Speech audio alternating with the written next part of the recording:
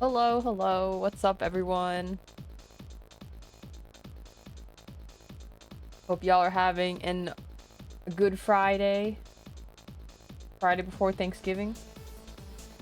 So some of y'all may even be off on vacation next week. I am not one of those people. So we're here, and this is 99.9% most likely going to be the last stream for Lorelei and the Laser Eyes. We're planning on finishing the game today. We're at 87.8% of the truth recovered according to our game status. And it's just a lot of the endgame puzzles left we have to do. So since it's Friday, we can do a late stream today. I am feeling very tired just from this work week because I don't know about you guys, but I had a crazy week. So kind of just using this game to unwind. So if I'm a little less chatty this time, that's why. Don't worry, I'm still here. I still really want to finish this game. I'm just physically tired. Mentally, I'm wild. So that's what we'll be doing today. So we're probably gonna just get right into it. Last time we were doing the puzzle boxes, and I did a couple of them that we were able to do. I haven't gone into all the rooms yet to figure things out though, so we will see. Yeah, I think that will just be our first course of business tonight, is doing all the puzzle box rooms, and then once we get all of the paper slips from inside the puzzle boxes, we will speak to the old woman. And yeah, we'll see what happens after that. Hopefully nothing too crazy, so let us check the map again. I feel like it's just work from the first floor up, right? Don't you think? That's a little... makes more sense. We actually might not even... yeah, we don't even have any numbered rooms here, so... I spoke too soon. Oh, wait, no, we do have this one. Okay. Let's do... we have that floor. And... okay, so we have 2 rooms, so let's start... let's go back to the first floor. Do this in order.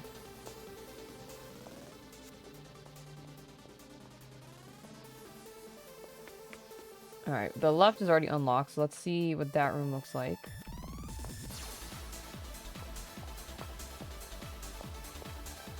Alright, and so this room has like the T's and those H's. So this is 1932.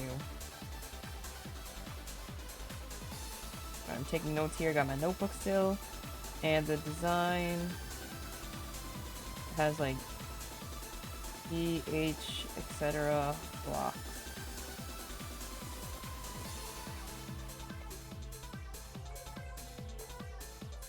Okay, the sign, 1932. Symbols and messages surround us wherever we go in modern society.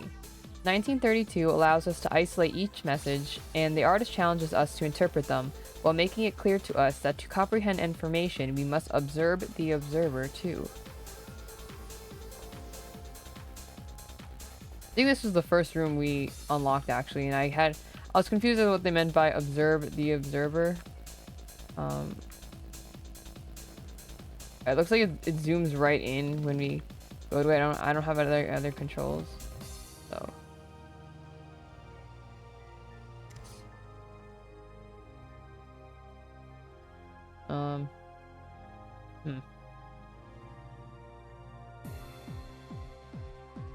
This camera has a number 2 though. Does that have anything to do? Oh, 2. This says 1. Oh, okay. So I think whichever way the camera's pointed is that number. Okay, so let's start here. So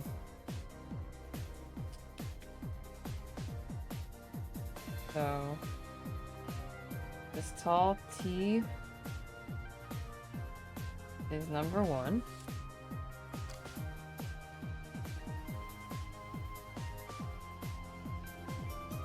This box is 3. Oh, that's so... oh my god, that's so ingenious. 3. I can't believe I didn't notice this before. I kind of solved this one pretty easily. Oh, this one also says 3. Wait a second.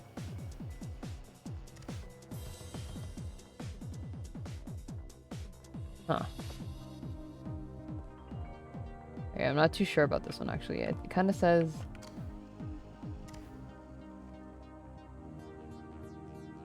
there's like a few other numbers that I could see on it.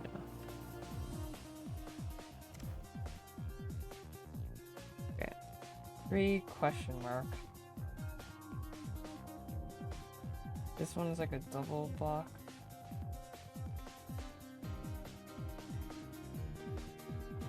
Also a 3.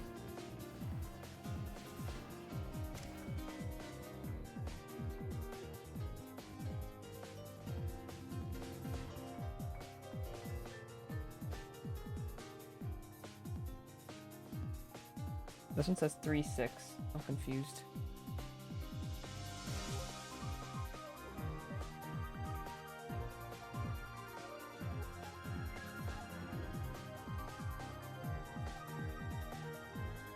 Alright, never mind. I did not solve this easily, but let's keep trying. I'm gonna draw these out.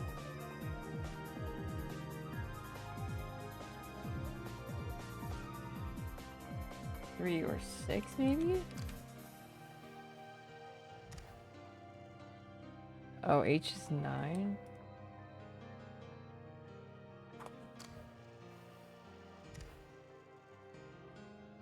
This one's also 9. Alright, not as easy as I thought now.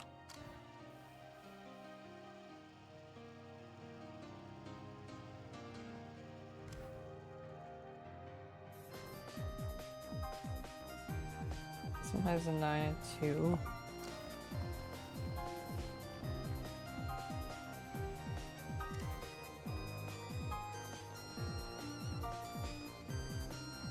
This also kind of has like a 2.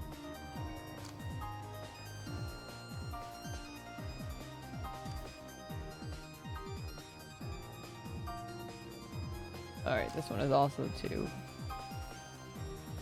I feel like I'm supposed to add or subtract these numbers, but I'm not so sure.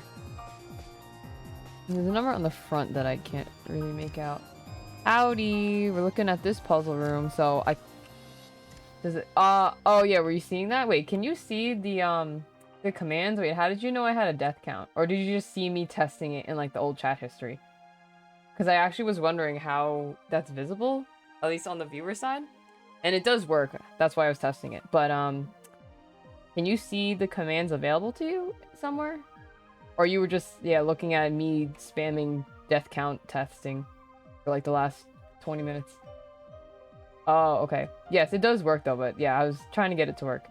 So, yeah, if you hit... I will eventually make a panel on the About page that has the chat commands. But since I only have, like, 2 right now, I'm gonna wait till flesh it out, and then I have to make that little graphic for it. But anyway... to count a death, you just do exclamation point RIP, like RIP, rest in peace, or exclamation point. I think I just did like death, something like that. I made a few different aliases for it. So you can do that, and then I have the ability to reset it if it like wasn't a real one. I can always change the number, and I also have the ability to like remove a count if too many people added it. But there is like a cooldown, so the chat command can only be used like once every, I think I put it 30 seconds, so in case multiple viewers try to count the same death, it'll only accept like one of them. That way it'll stay around the same. But yeah. Yeah. But yeah, I'm trying to figure this puzzle out. And I know you might be working, but I will accept help now because we're at the end. We're having fun. This one, I should go back to the sign. So we're trying to figure out those puzzle boxes. This one says... Scroll down. Isolate each message. The artist challenges us to interpret them, making it clear to us that to comprehend information, we must observe the observer too. So the observer in this case is the camera, and there is numbers posted around it. I'm not sure how we're supposed to get numbers though, because there's I only see, I think, numbers 1, 2, and 3 around the camera, and I'm not sure if we're supposed to add them. In this case, I feel like this is like a plus sign, but I only see like, I don't know, 2 and I guess another 2. Not sure. For example, this one though, the cross, you can see, oops, the number 1. So that one I thought was pretty straightforward. And then, but if we go to here, the camera's kind of like in an odd position with the number 3. But then if we go to this block, you can also see the number 3. So... trying to figure out if I am supposed to add or subtract digits on the camera in a certain way, because I think that's like a 1 and a 3-ish. So maybe that's 4. I'm not really sure if the shape of these blocks also have any particular meaning, so... Actually, let me count how many blocks there are. 1, 2... This is made up of 7 squares, so I'm not really sure that's related. This one, see, is like a 3 and a 9. Oop.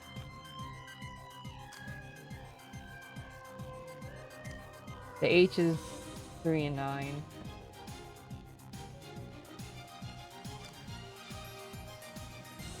The Y is just a 9.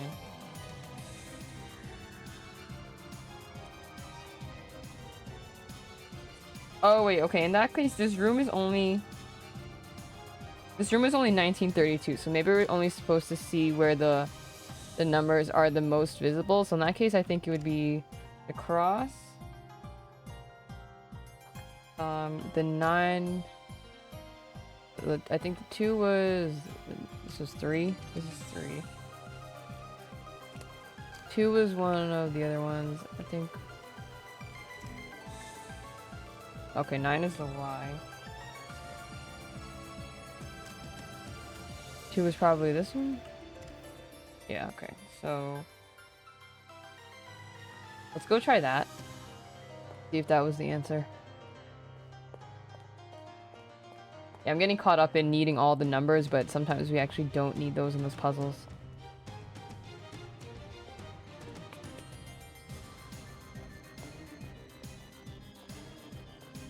Alright, this one? Yeah. So, we need the cross. We need the Y. We need the fat T. And we need the bowl. Nice. Okay, that was it. In 1932, in Frankfurt am Main, Hella Weiss gave birth to a girl child. She was the first of 3 girls born in as many years. From one of the few remaining photographs, we can see that she was a small child. Her mother looks proud with little Lorelei in her arms, while her father appears as a blur, leaving the frame hastily while the picture was being taken. Okay, so her mother's name is, I guess, is the H silent in German? Is that Ella Weiss? So, mom's name... Ella Weiss. And room, wait, 1957 had a question about which word it was supposed to be in there. Just double check that.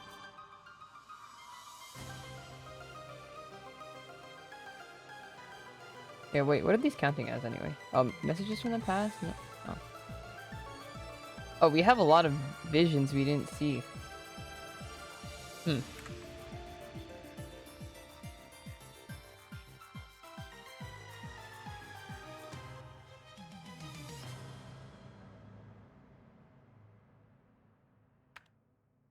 Oh, not these again. No, I don't want to see this.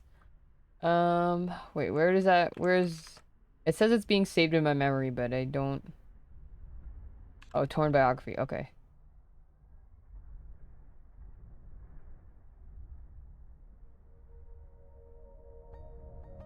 Okay, and this one? Maybe it's art puzzle boxes. Art puzzle boxes. And then 1953... Okay, no, I think that's fine.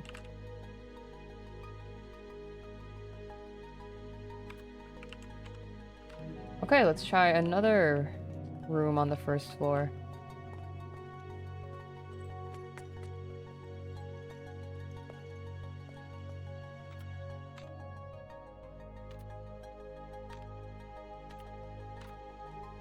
Oh, there's stairs here? Do those stairs go... Oh, those stairs go down. Oh, there's a computer here. Oh. Oh yeah, I think...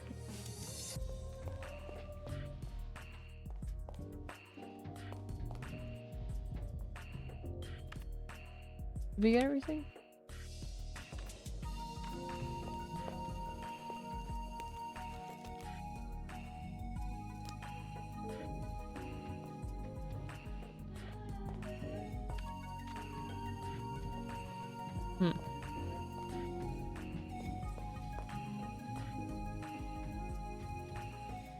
I hear the cafe music like clashing in the back. It says we're supposed to get a cafe mug from somewhere, but we actually never got that. Maybe it was in the espresso maker out here? Not here.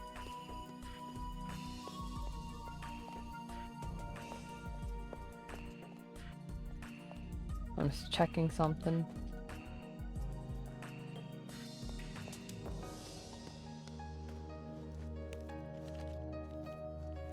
Nope.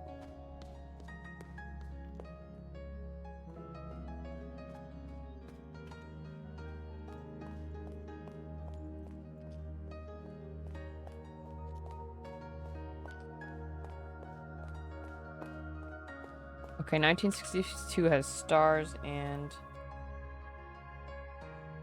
like a sunburst on it. 1962.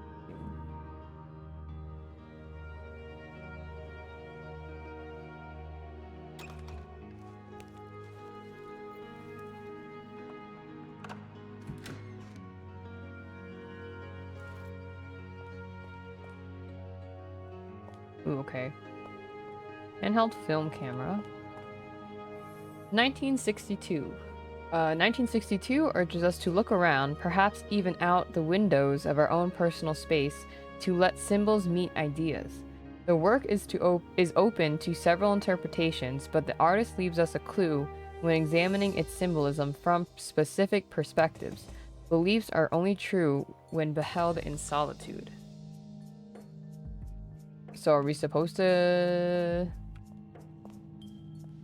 look at it in solitude, or... Okay. Oh, let's pick up this camera. Oh, okay. I can walk around, and but I cannot zoom in, so...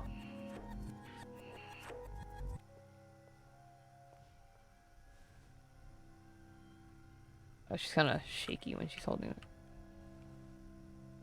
Oh, it's like... Ay. 3. Okay, oh, so maybe...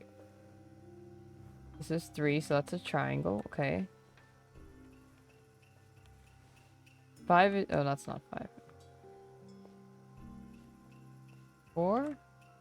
Uh-oh, this is like that Shapes Vine, or that Shapes TikTok, whatever, where it's like... The square goes in the circle peg, or the circle peg goes in the square hole. So we have a star. I think that's an octagon. And a rhombus. Number 1.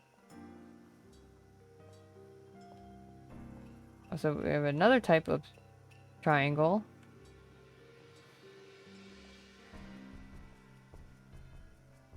Okay, what am I...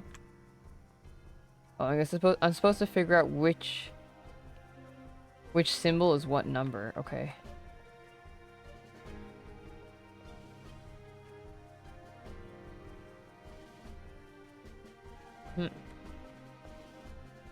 Oh, maybe it's like this? 2? Are they supposed to line up? This one doesn't really line up with anything.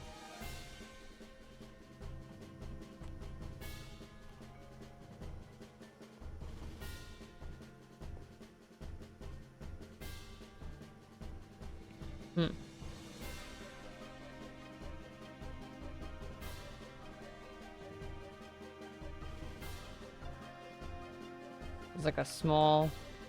There's a big plus sign and a small diamond. So what am I supposed to make match up exactly? Can we read the sign again? Let's see, there's some shapes on the floor. Not sure if that's supposed to help us, or if that's just the random nature of the floor pattern. Oh, there's a shape on the corner. Alright. Oh, I need to put on my reading glasses. So we looked out the windows. We understood that clue.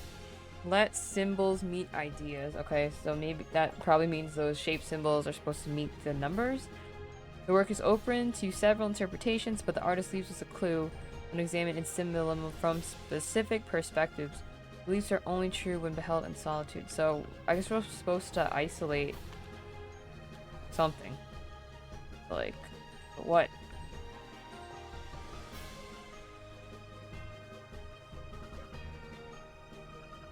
And like this number 1 is at an angle?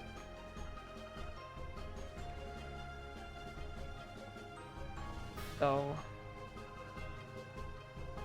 is it supposed to be like which one will fit through the hole? It's like, oh, this one will fit through the plus. I have no idea what's gonna fit through the diamond.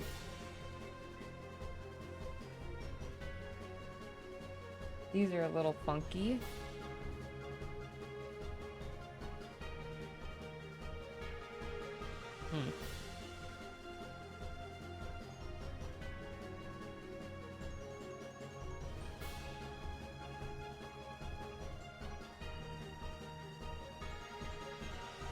Okay, let's ponder and think about this.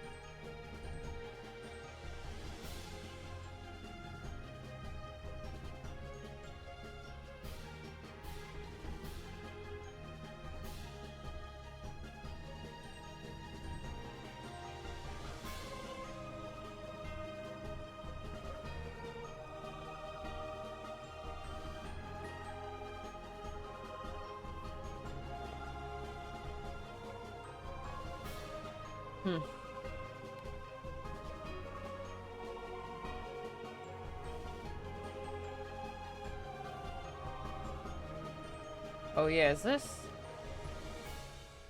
supposed to be a 9 or is this supposed to be a 6? I feel like this one is supposed to symbolize either.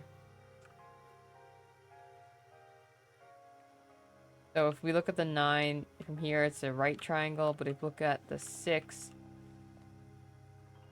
from here, it's a plus. But then this one is star. Oh, okay, actually maybe it's only star. But if I'm looking at it this way. But if I'm looking at it this way. Oh, okay, I don't see anything. So in that case. So let's say 1 is star. 9 is the right triangle. 6 is a plus. And 2. There's 2.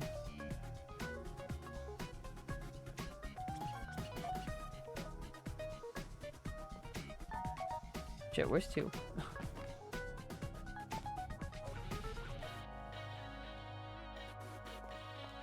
Oh, 2 or 5. Okay, maybe the 5 is supposed to be either or.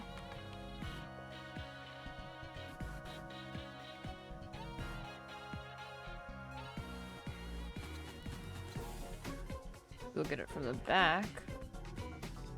Comes a 2. And it is...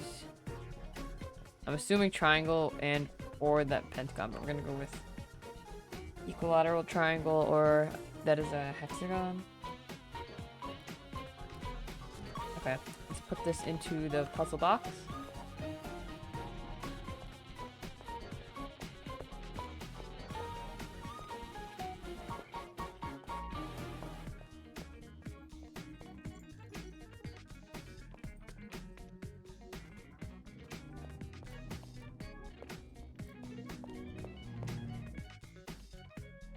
Okay, so star, triangle, plus, and equilateral triangle. Okay, that was it.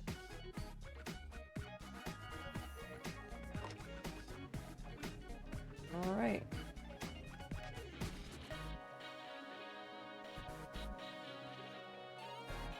So, what ultimately changed her mind was when her mentor, Stina Lil Helfelt, took her to see Un Animale Terribile, Nero's 1962 film. She told me she hated it, called it pretentious yet singularly dumb, but she went to see the thing 4 times. She sent a letter to Nero explaining her fascination with his film. Nero telexed a reply. It was short and simply read, "The film is horseshit. Come help me make a real masterpiece." In Nero's usual befuddling manner, it was signed with the one-time moniker Illusione. That's the Italian. Illusione. Okay, telex name is Illusione. Okay, so I'm putting the pieces together. Beetlejuice, you said you kind of wanted a recap, so here's where my thoughts are right now. So, we've been playing as this woman with sunglasses, and that crazy director guy who we've kind of been seeing, as far as we know, like IRL, his in real life body with us in the hotel, is I think Nero, the film guy, because as we've seen and read through documents, he's very eccentric. He gets angry easily. He's just like kind of insane, and that's what the behavior we've been seeing with this guy in a suit. And he's also been, you know, writing scripts and stuff in room 1963. And so that kind of parallels Renate, who's the old woman in like that Victorian shirt, and then the magician Lorenzo's like weird journey also in this hotel. But remember, before it was a hotel, it was Renate's house, and then it was like a house for the blind, and then there was a hotel. But something happened in like the 1800s with Renate and Lorenzo, and they were trying to find this third eye thing, which apparently exists on the grounds of this hotel. And some weird like time space bending shit is happening where we are seeing and doing things that may or may not be affecting quote unquote current time, which may be like the 60s, and the old time where Renate and Lorenzo exist, but also the fact that that 2014 year exists. That old woman, I think, is Lorelei, who's like the older version of us, the woman we're playing as in the future and or current time. If 2014 happens to be the current year in game. And I think so. I don't know exactly what's going on, but those are at least who I think each person is, and sort of how they are related to the plot overall, in terms of what this art piece that Nero and Lorelei made together might just be the culmination of everything happening in the hotel, and that is the art piece. Like, this game is very meta, as we've seen, so I wouldn't be surprised if it was just like, oh, this game you've been playing is the game / art we've been making this whole time. And yeah, that's all I have so far, but we shall see when we talk to the old woman, who may or may not be us from the future. Okay, so I think that was all the number rooms on the first floor. Let's go to the second floor. Alright, we did not finish. We went to room 1960, but I didn't really write down enough notes to tell me what to enter on the puzzle box. Room 1960. Okay, it's like a bunch of diamonds.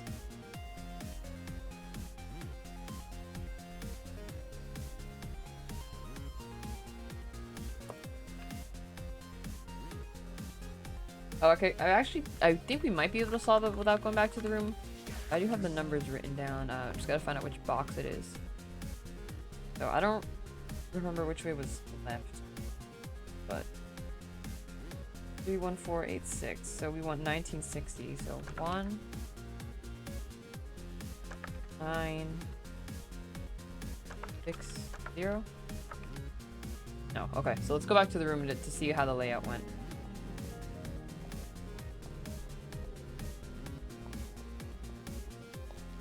Oh, okay, we can't because of this hole in the floor.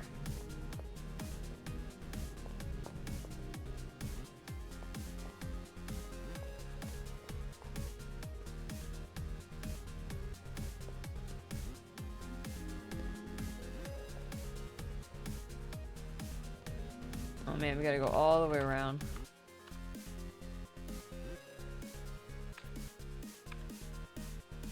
No, I think they actually will. This like publisher, like they made other games before too where it was very story driven, so I know they're not gonna be really like indie and like, oh my god, what if it was all a dream? Time stuff is very confusing, yes. Alright, okay, this one actually was probably easy, so 3. Okay, in that case, this room should have unlocked. 3, 1.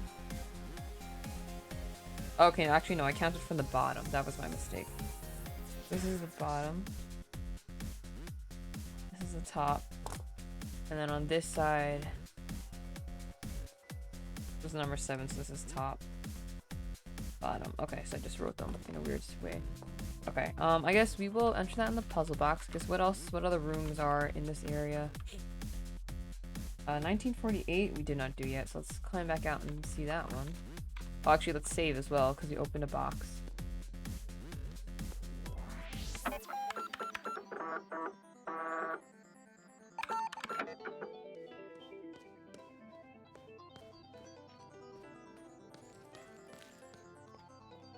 Okay, so...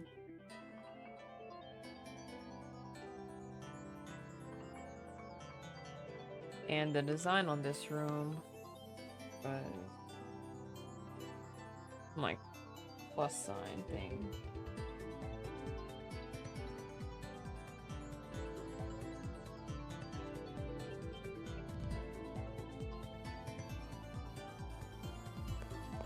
So this was the one that had like rotating films. Okay, I'm not super sure what it's supposed to mean, but we actually only need the numbers 1, 9, 4, and 8, so let's check those out.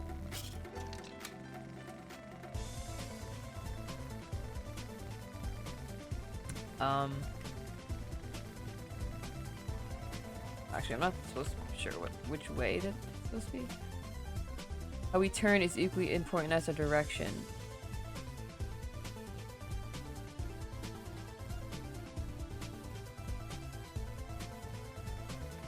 So this one's like rotating like parallel to us, so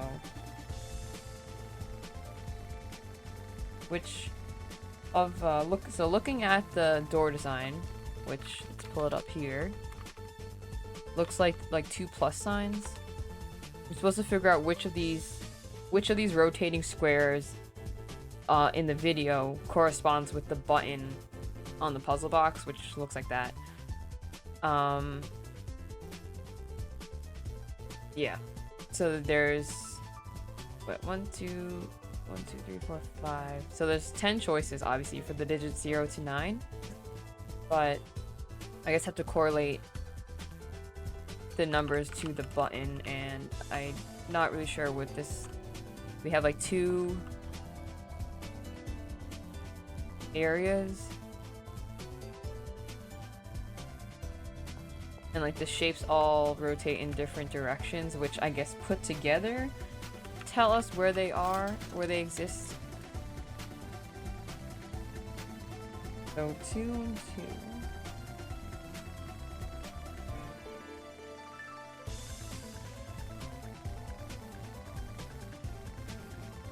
Okay, this one 4 rotates counterclockwise from us. 8, 1948.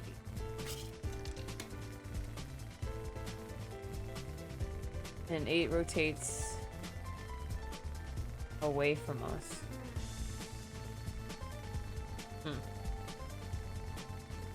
Not really sure how that corresponds with the buttons.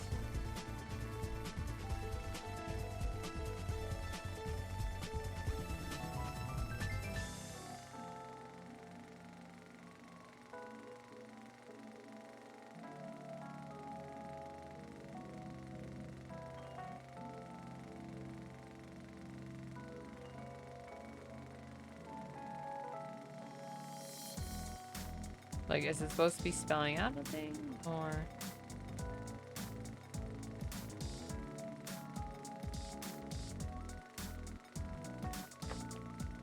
I'm gonna stare at this. Let's go back to number 1 and see if that sparks any ideas.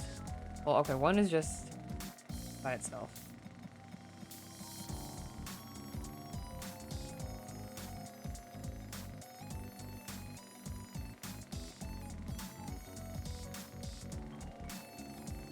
go back to 9.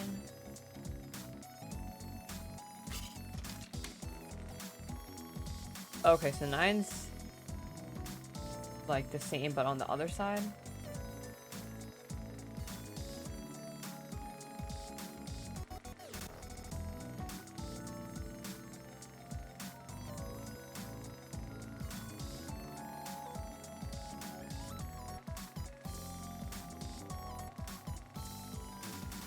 Okay, let's just write down what we're visualizing. So let's go start back at 1. Oops. Nope. 1. So 1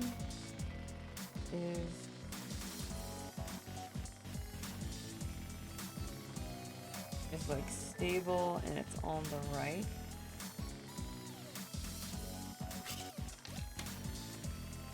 Nine is stable and on the left.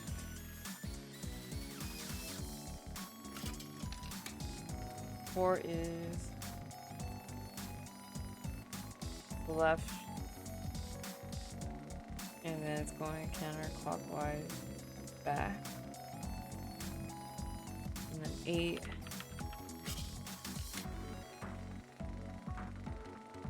is on the... Oh, no, this is on the right. Hold on. Why am I forgetting my directions?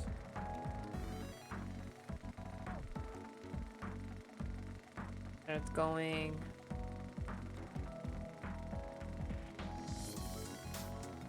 spinning towards the back.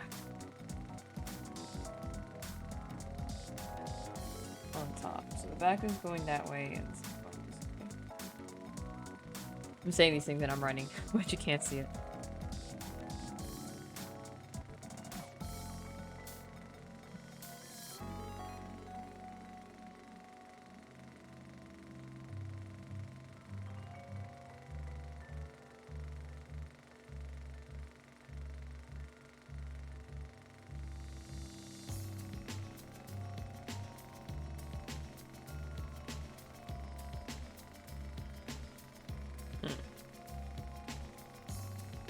But I guess like this cube like receptacle that the shape seems to be rotating in is also a thing.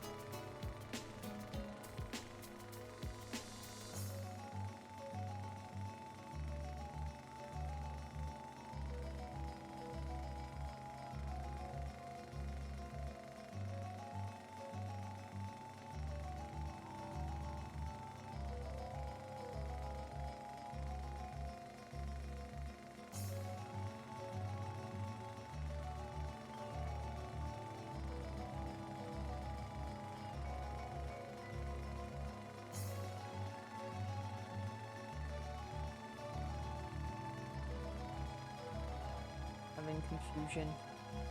And 8 again.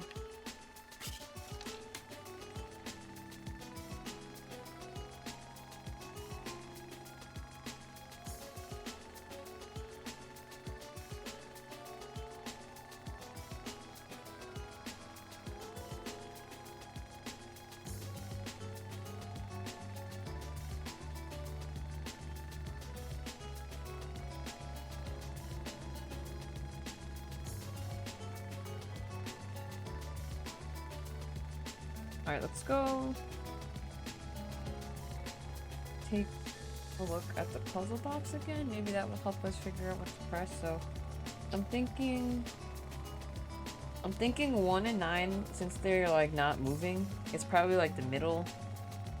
Like one is not moving on the right hand side and one is not moving on the left hand side, which probably means that the box is, or those two numbers 1 and 9 are the center of those plus symbols in the button scheme.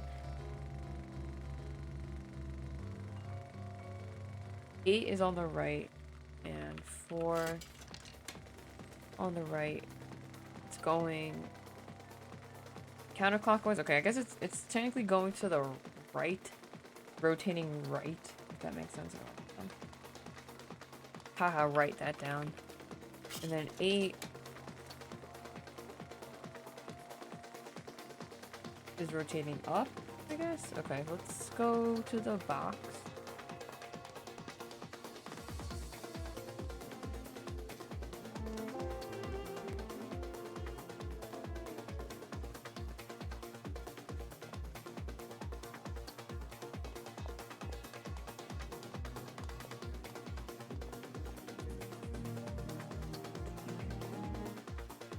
Okay, so this is it's oriented kind of like a game controller on the left and right. Okay, so you know the center buttons each have to be pressed.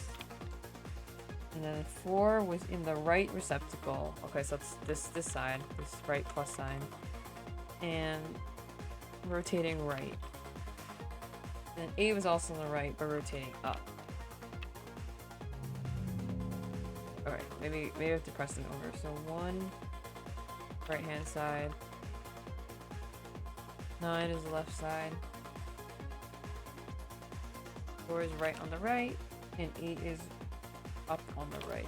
Oh, okay. So we have to actually press the buttons in order. Okay, a portrait, presumably of her father, Erhard, as I remember him. Okay, so her father's name.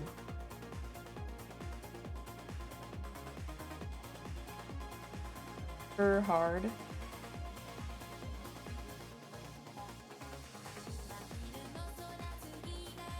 It's scribbled on the backside, is her earliest known work. Oh, it's a portrait of her father. The technique in the drawing bears a strong resemblance to computer graphics of today. Using only thin ink lines to create connected triangles, an image of a face is created, making this one of the first, if not the first, known examples of polygonal art. So she drew like triangles and like vertices, and it made a face. Alright, which other rooms do we got? Oh, did we do 1962? Oh, that was 1960?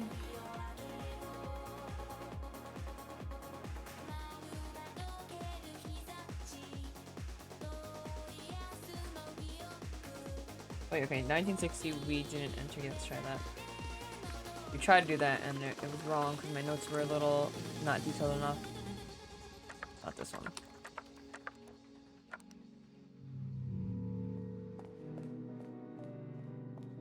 Okay, so 1960s that we want.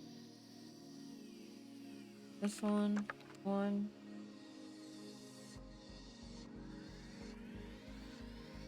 9. 6. 0. There we go. Her sketches, or her advertising sketches for KLB Electronics, oh, we've seen some advertisement posters around the hotel, would lead to perhaps her greatest artistic triumph.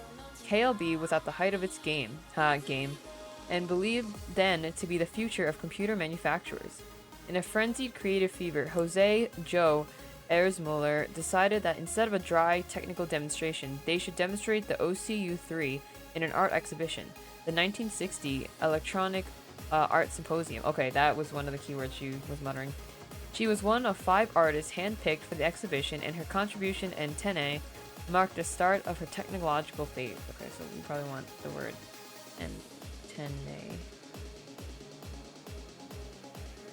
Art Symposium.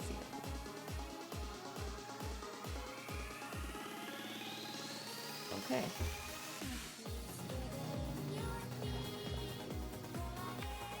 What should the next room be? Why does it sound like Hatsune Miku? This is from Tales of Fantasia, though. One of the Tales of games.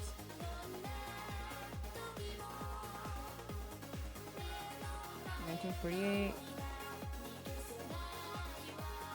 Should probably go on this side.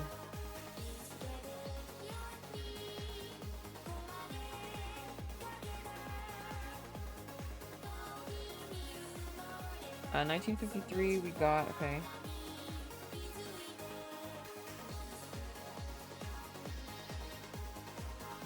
Which room was this? 1973 we did not get yet, so let's try that one.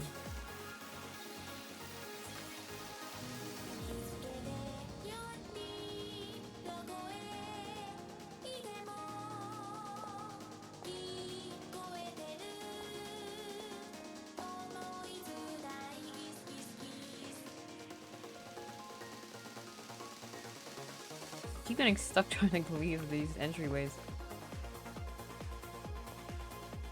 No, it's not this way.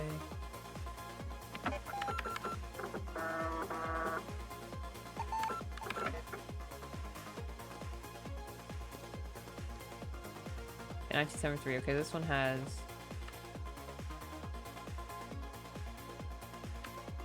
the weird shaped buttons on it, so.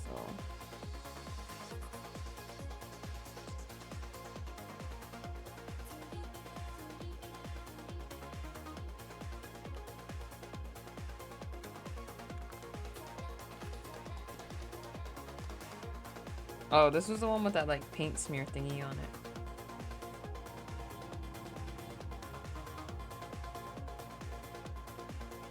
Okay, let's read the sign again. 1973. With a simple brushstroke, the artist shows us the importance of art. Whether young or old, big or small, our lives are not complete without it. This seems to be the theory of 1973.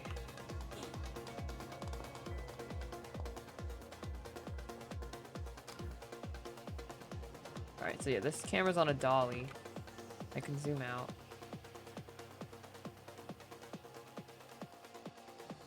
Ooh, okay, so 1, 2, 3, 4, 5, 6, 7, 8, 9, 10. So these 10 portraits each represent a number. And I want 19, 4, and... No, I want 1973. Okay. So here's... Trying to match the slash with the frames. This doesn't give me anything. Alright. This one or 9? Perhaps.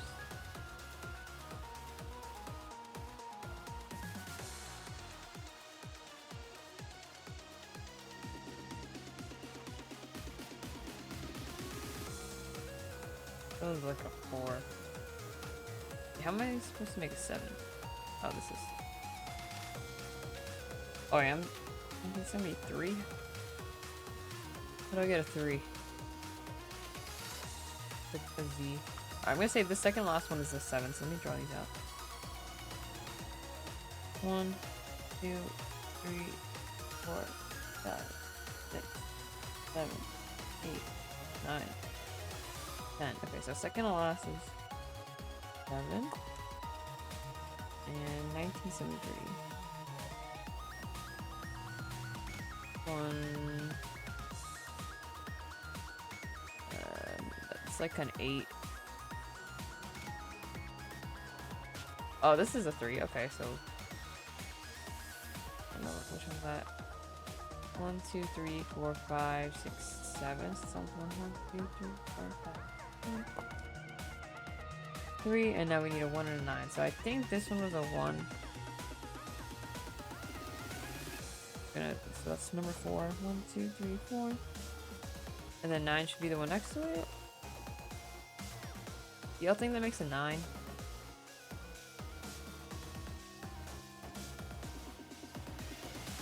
See if any of the other ones make a 9. And this one doesn't make anything.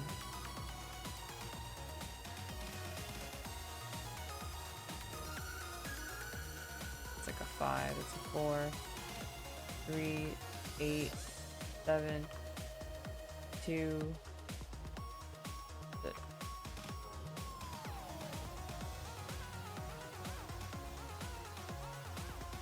I guess this is 0. Oh, this is supposed to be 6. Oh, so there is all the numbers here. Okay. In that case, we got what we needed.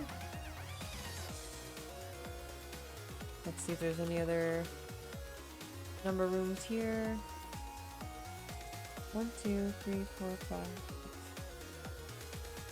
1, 2. Okay, after this one, we'll have 8 puzzle boxes on, so we're almost there. Actually, it might be quicker if I take the elevator, but oh well.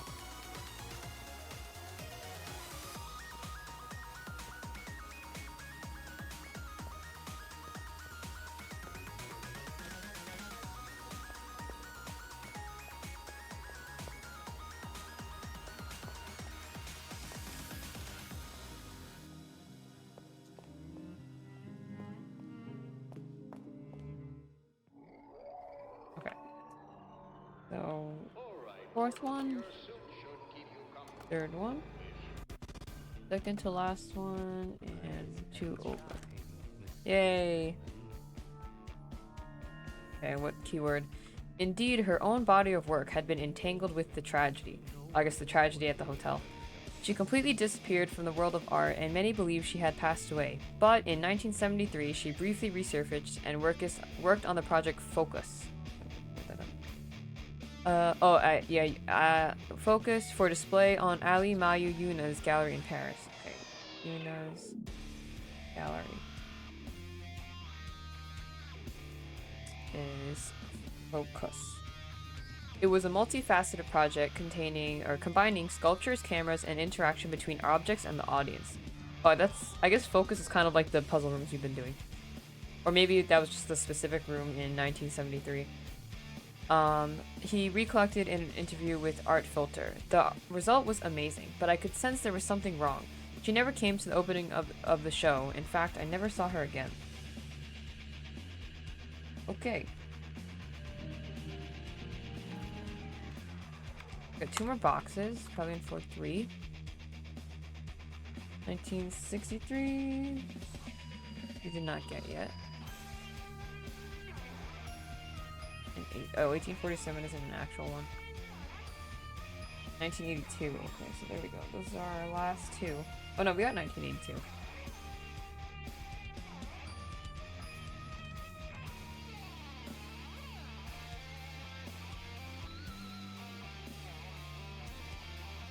So just... Oh wait, 1963 is a script guy's room. It's not a real room either.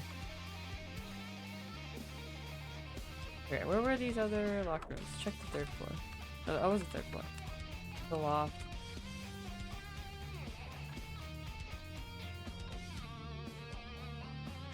Oh, 1938. Okay, so get 1938 in the loft.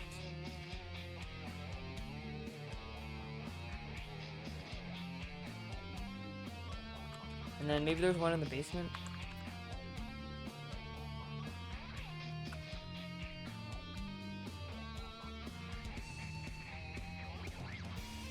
Not really. The bathroom's in the basement. Okay, so which key do we have that we did not open a door for yet? Mention 48 we have. 38. We're going to do 7 we did. 32 we did. 53. Okay, we're not do 53 we did. 62 we did. 73 we just did. 82 we did. And 60. Oh, okay, so 1, 2, 3, 4, 5, 6. So there's only 9 puzzle boxes? Is that true?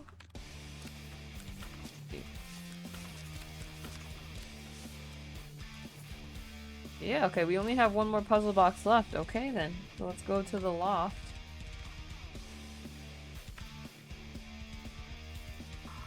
This 1938 is in...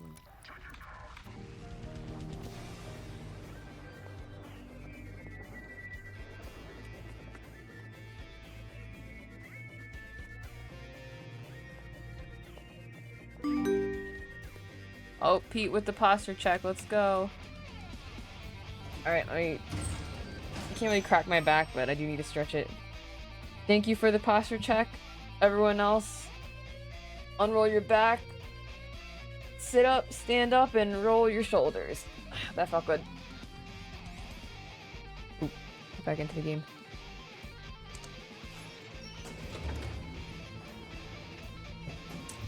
How y'all doing today? I'm very tired from this work week, but that is why I come home to play video games.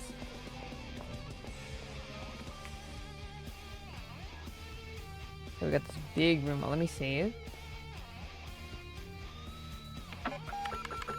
And 1938, what does this door look like?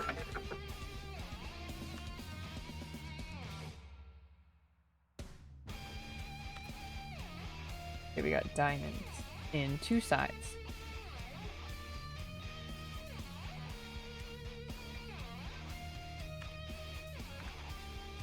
I guess I should have looked at what the puzzle box looked like, but I guess we can kind of check that from here.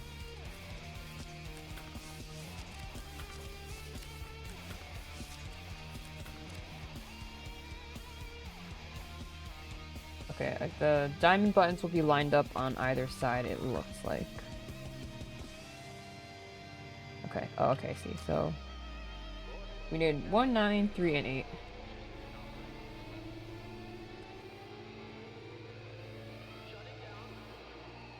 Okay, so this is 1.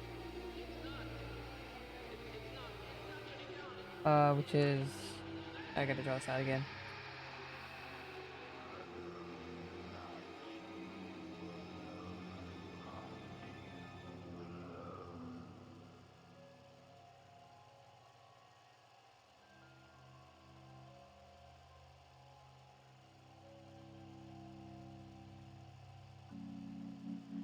Okay, time to doodle. So 1, 2, 4, 5. 1, 2, 3, 4, 5. The 1 is gonna be that one on the back. 9.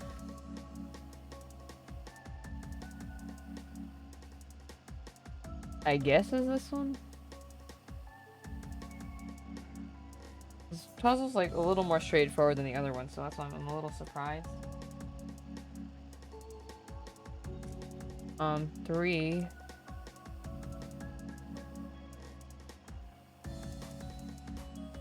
Okay, it's good. I guess it's the second one. And 8. Oh shit, what the hell? I'm guessing is this one, this square in the far corner is 8? That's the only one that's fully visible, so we'll go with that. Very abstract.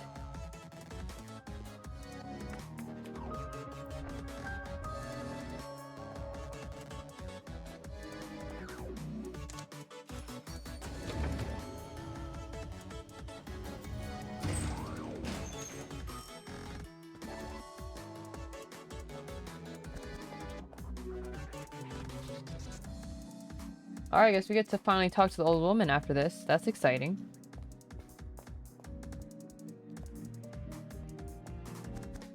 Okay, so 1, 9, 3, 8. No, okay.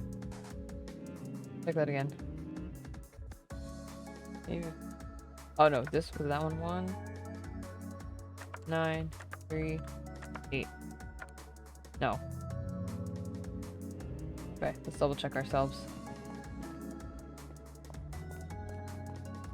Man, of course we're having issues on the last one.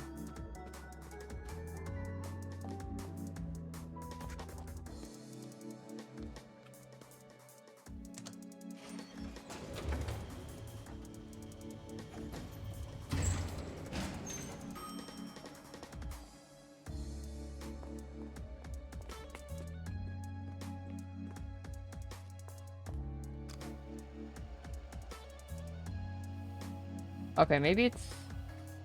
Maybe it doesn't exactly look like this one.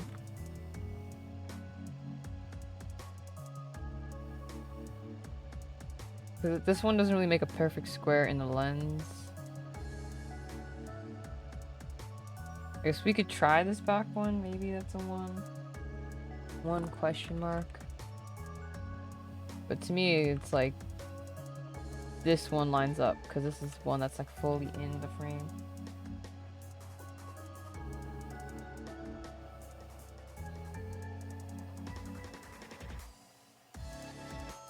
Huh.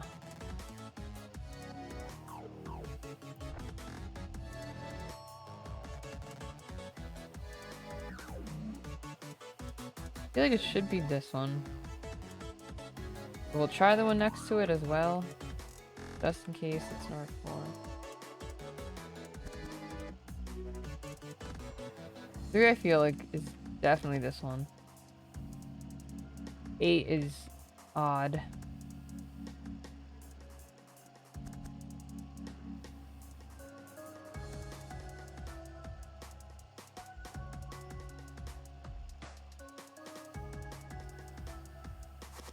Alright, I guess it's not that one, so this one?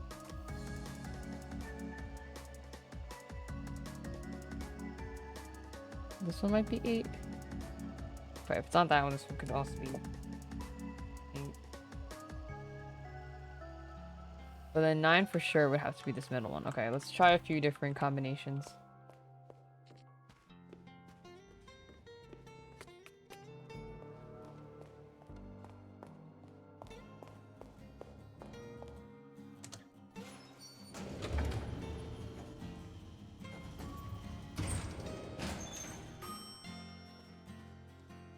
Oh, there's an ad. Oh, I completely forgot about ads this whole time. Let's run it.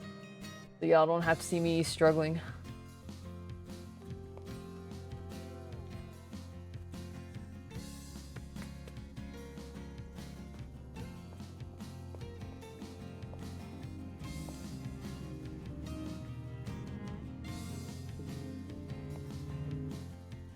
Okay, so this one was 1.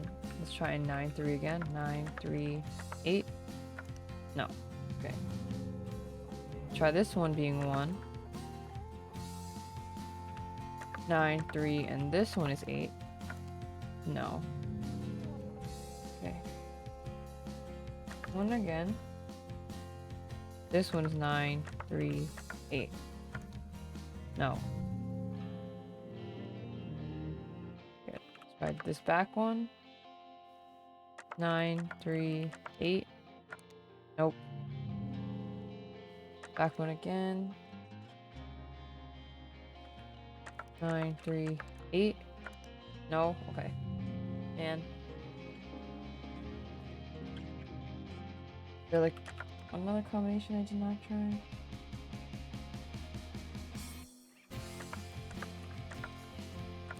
No. Okay. Go back up.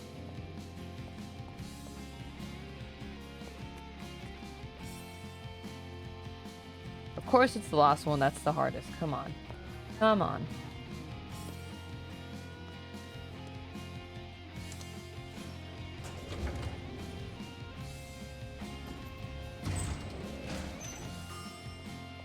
Well, at least that means we'll get to probably stream for the full length of time until 8, if not longer. I was worried that the end of the game would only take me like another half hour, and then the stream would be really short, but we have proven that wrong. Actually, I should probably read the sign, which I didn't do.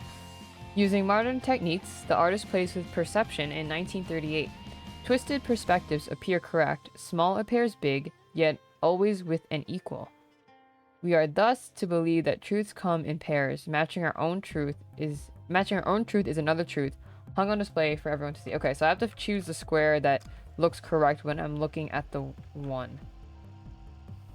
Like, and is like the right size. So for this one, for me it's still either or. To me, the correct one still is the first one I went with, which is this one.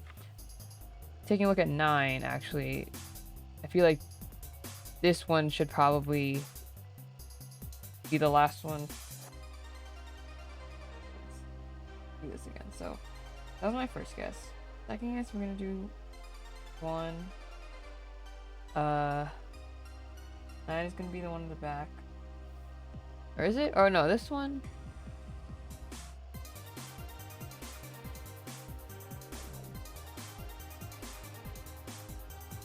I mean, is the equal supposed to be the same size?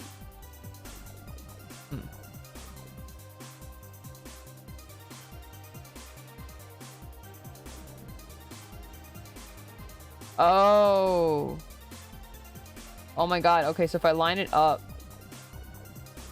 Okay, so let's redo my thinking over again. So if I line up the 1. Like this. Something like that. Is there gonna be one that fits it? Oh, okay, wow. Exactly 2. Alright, well, my thinking was completely off, but this is why we read signs, people. Damn, perfect match. Okay, so that way you know that this is like 99% the answer. Okay, I definitely should have read the sign again before. I just assumed. Okay, so here's a 9. Is that close enough? Exact. This one's not that exact. Nope. One behind it. Nope. Nope. Oh, that's pretty close. Okay, I think it's that one all the way in the back there. Okay. 9. Now we gotta go to 3.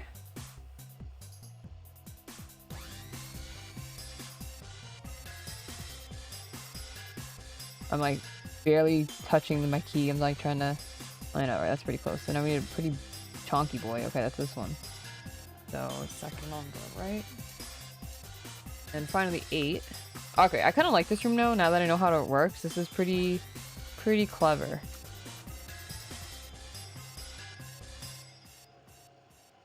Okay, it's probably on the other side.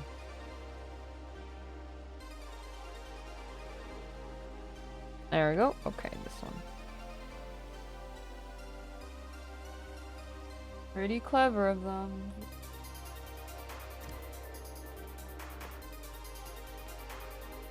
I think this one is more satisfying though because you know it matches exactly. There's no question as to, you know, what if another number could be a certain number. Because I feel like the other ones, especially that rotating square one in the film projector, was kind of iffy. I was like, maybe this is what it means, and then after you put it in, you have the satisfaction of knowing it's correct. But now I'm just like, ooh, like I understood the puzzle correctly.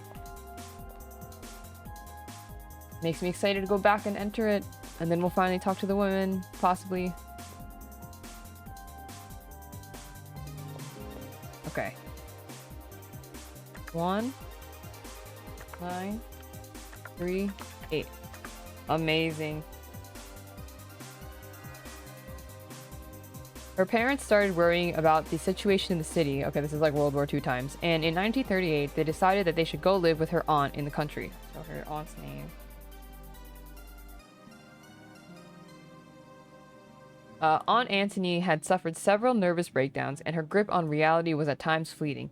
She would, however, look back at the 4 years with happiness. My aunt taught me what she pieced together about art, but often forgot to feed me. Okay. She prepared me well for life as an artist. Wow. They're saying all artists starve. Hashtag not all artists. Damn. Shout out Yusuke Persona 5. Starving artist at its core. Alright, we got everything, so let's go talk to the woman now. See if we can jumpstart her brain by telling her these keywords.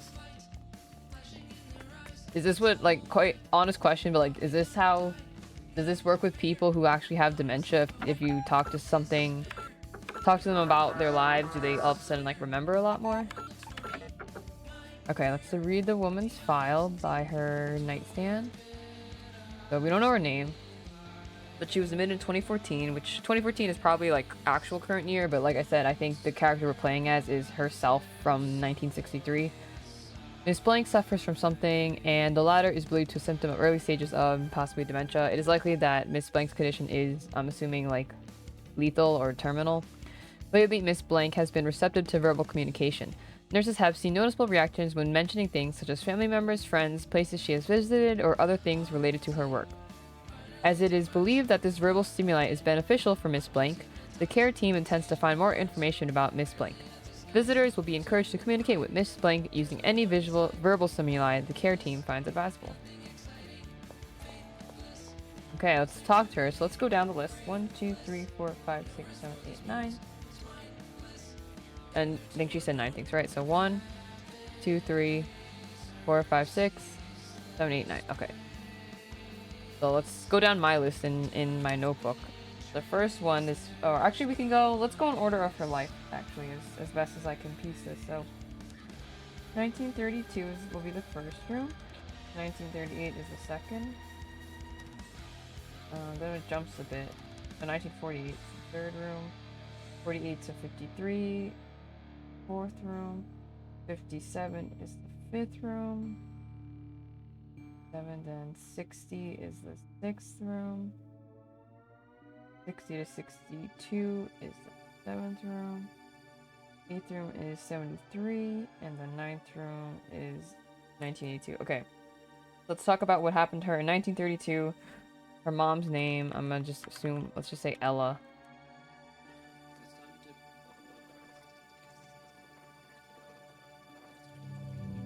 Yeah, okay, do I have to do the whole...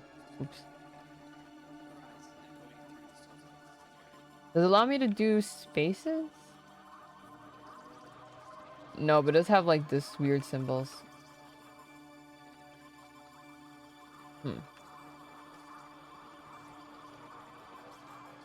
If I just say her last name.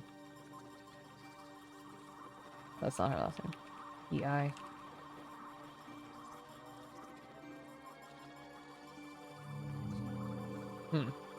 Let's check back the memory again.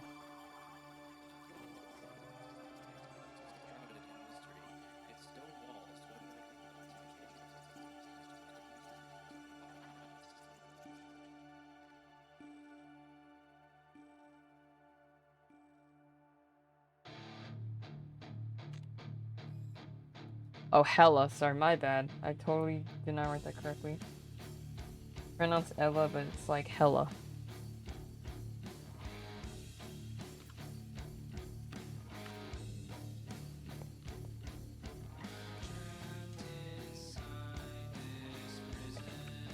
If the music actually, or if some music starts playing, I will mute the radio because it's like an important part of the story. Let's see what happens when we say her mom's name. Hella. Oop.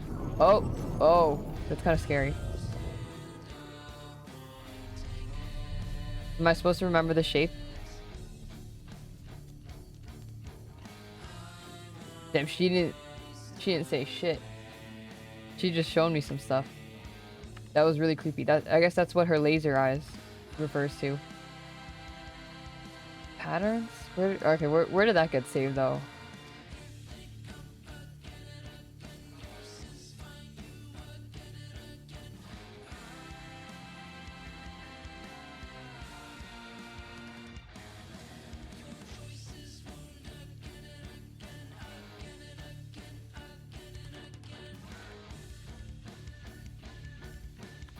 I'm just trying to figure out where the hell these are going. We have an unretrieved memory at the top. And there's some here actually.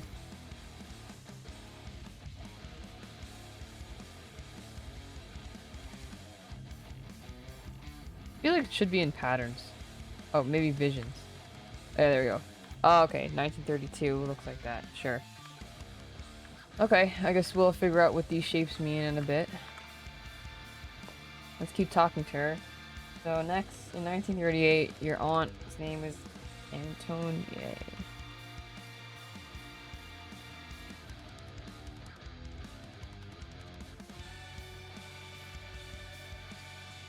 We're gonna get more shapes? Ooh.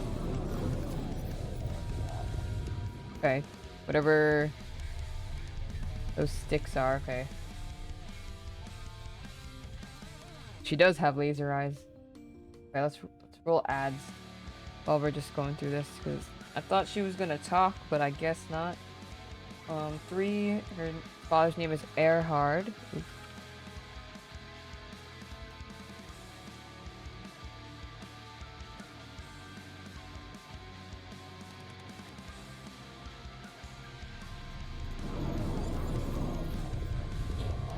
Okay, we've got some more symbols. This might be like the password to the supercomputer in the basement. I'm gonna, because the supercomputer had 3 keyboards and like weird shapes on it. Okay, 953 Metropole. This was the one I was iffy on. I'm not sure if this was the right keyword.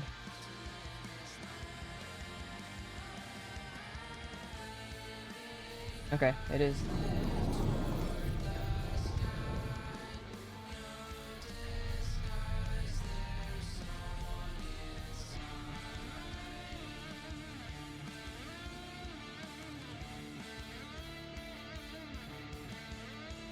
Okay, so the next one, so we're number 5. S-I-C-H-T. Ish. S-I-C-H.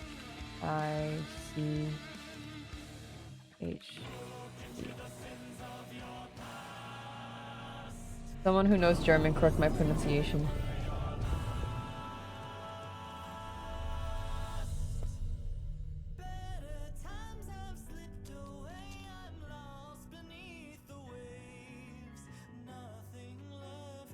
Okay, so number 6, antennae.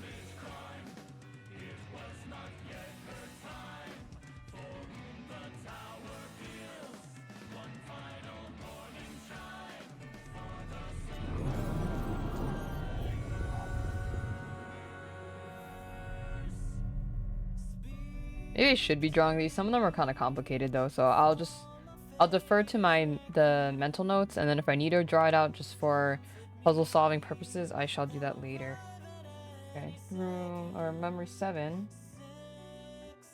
is Illusione.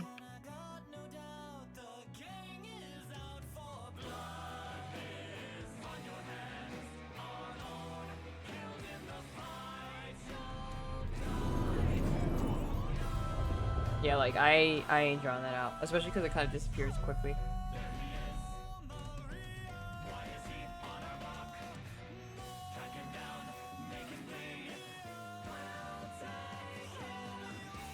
Number 8, focus.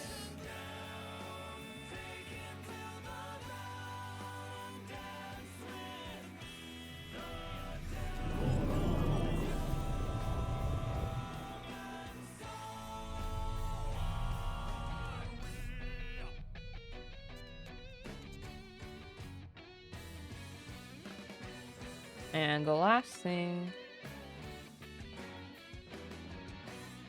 Oh, actually, Galactique Delphine Span.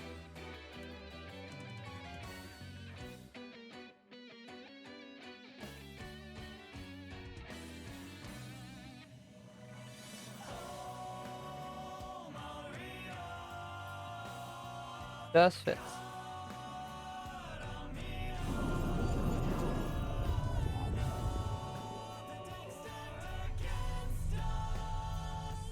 Okay, are you gonna say something now, woman?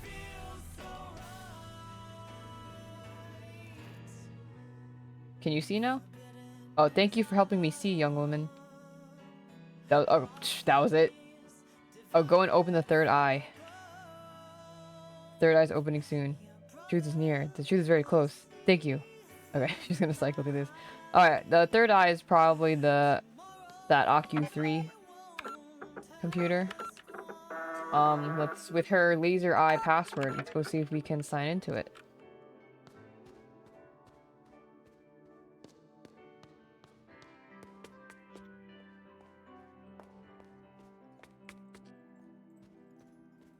If and when like an important cutscene starts, I'll mute the radio so we're not distracted.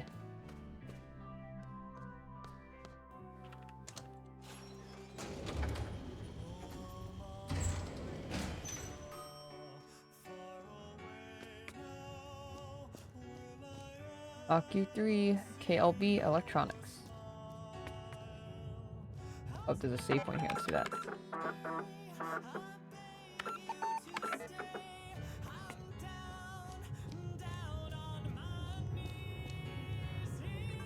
Computer. Import username, password, and memory sequence. Jeez. Okay, so yes. Username is a bunch of lines. Password is a bunch of blocks.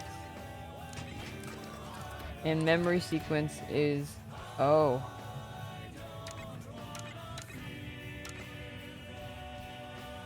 The heck? Okay, this... do I have enough for the years thing? I don't know if I'm... 1932, is that supposed to correlate to something else? I guess whose memory it relates to, but this is all... I think Lorelei Weiss's biography we were reading. Oh, actually, it might refer to like a slider. Okay, I gotta check that woman's memory. Yeah, okay. So... memory...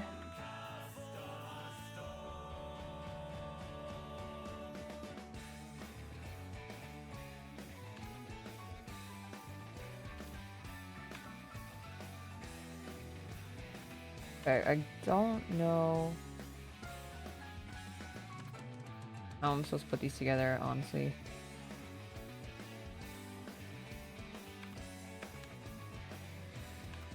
These shapes don't all look like things on the computer though, so maybe I still have something to do? Let's see. No. We don't need a coffee club, really.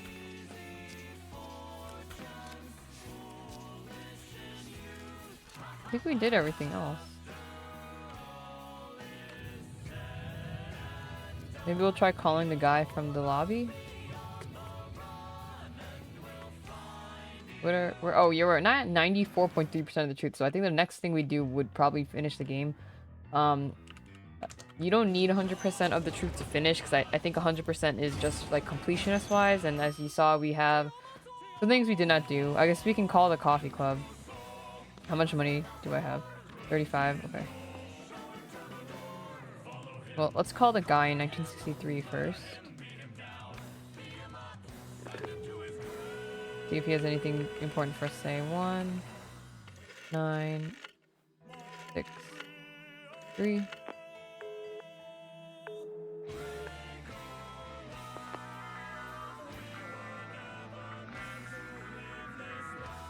Okay, now he has nothing important for us to say. Alright, what was the coffee club again?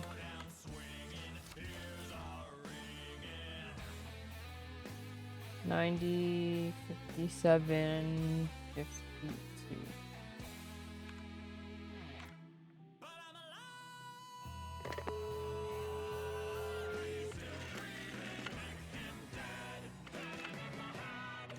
Oh, actually, wait, instead of this, hold on. Do you think we come back at the end and collect all the gacha? Yeah, wait, I was gonna say, like, that you just literally, the thought literally just crossed my mind, Ryan. Instead of spending all the money on that, I want to spend it on the gacha. So, let me hang up. I don't... Alright, if we're role-playing in this game, I, as a person, would go spend my money on the gacha rather than espresso, because I don't like coffee. We need 1, 2, 3, 4, 5, 6, 7, 8, 9, 10, 11, 12, 13, 14, 15, 16... 17, 18, so there's 20 gacha in total, and they were how many? Okay. How many dollars each? Oh, $1. Okay, so I only need $17 more. Okay, let's do it. Alright, this might take a while, so we're gonna be here for a bit. We got a butterfly thing. Like how she gingerly puts it onto the display table. With utmost care.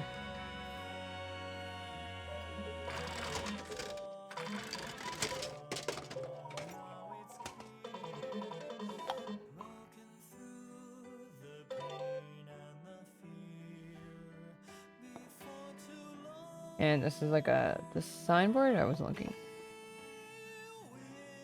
Try to picture someone looking at you from a window. Who is it? A friend, a stranger, or yourself? Ooh, okay, that's an interesting, like, thought-provoking question.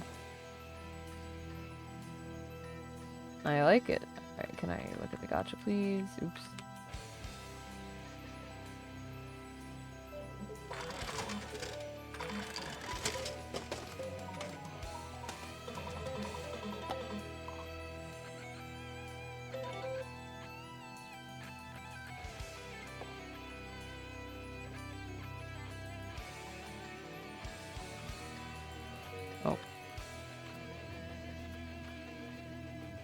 Oh, we got a little frog burglar, a frurgler.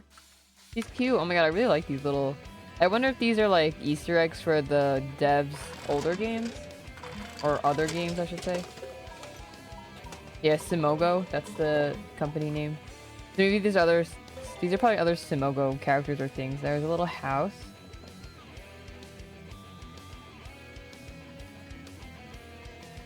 Oh my god, it's so hard to hit this vending machine.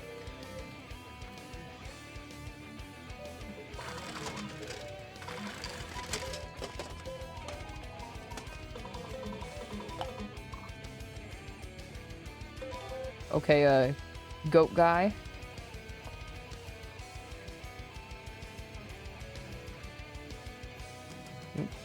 Oh, didn't mean to do that.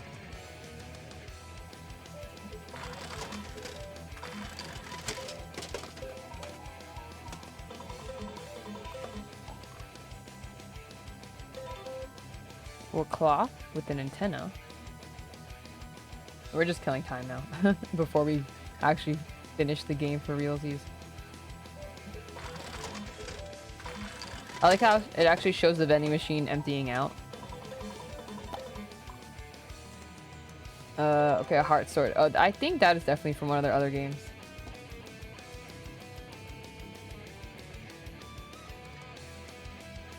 Oh, no, come on. I want to look at the vending machine.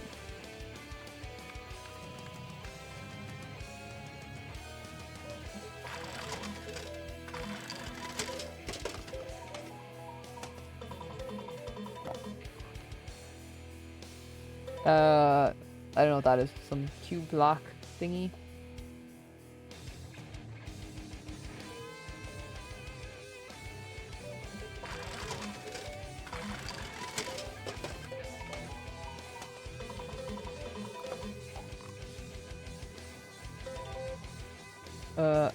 Like a character figure.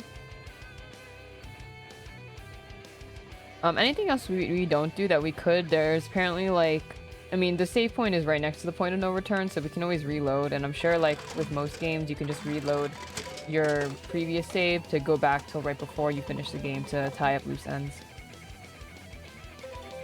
All right, creepy goat cape guy. Maybe he's also from that goat game the other guy's from.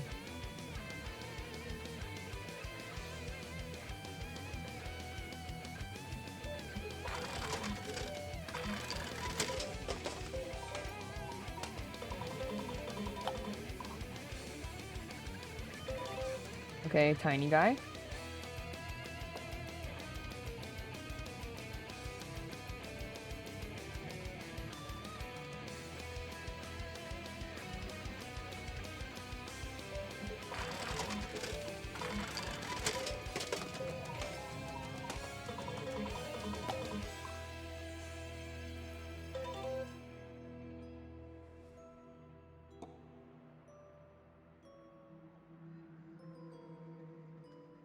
Another dude.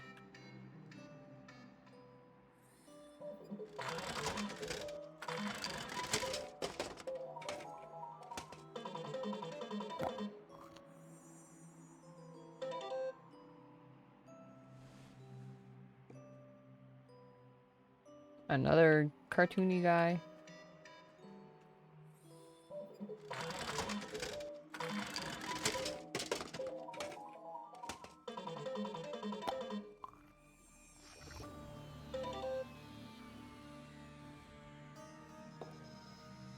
And a taller guy. Alright, let's run another ad while we continue to do this. We're just playing around.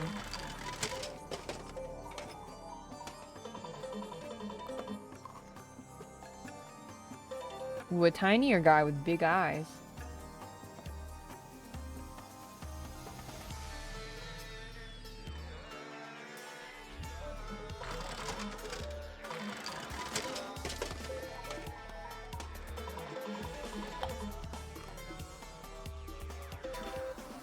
Three bears.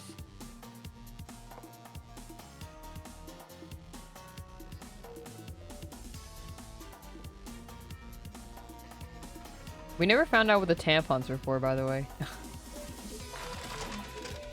And she hasn't had like a full bladder, I guess because I haven't had coffee.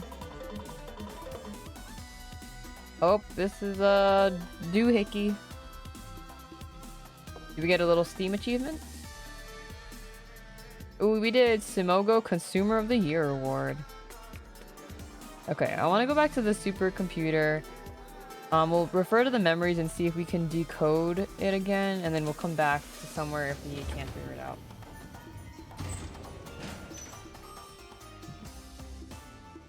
Okay, well, it's ads playing. Let me go get some more water. Let's BRB, take a stretch break.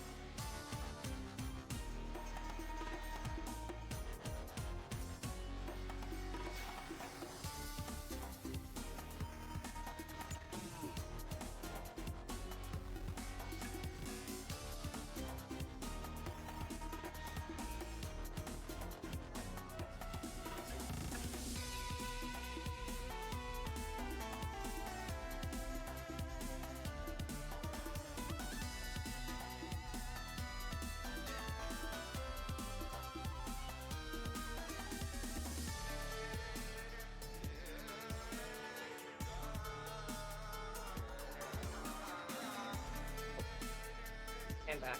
Got a little snack.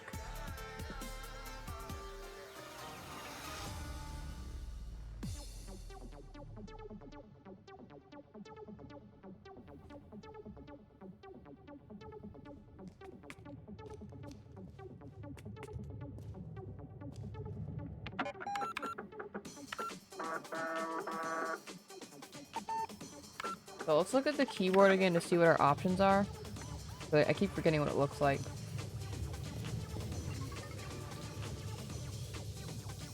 Username. Okay, so username is like line thingies. I'm gonna just like try drawing them. So it's like this. Small. Tall. Actually, now that I think about it, these look like those magician posters, so let's take a look at those again. The password keyboard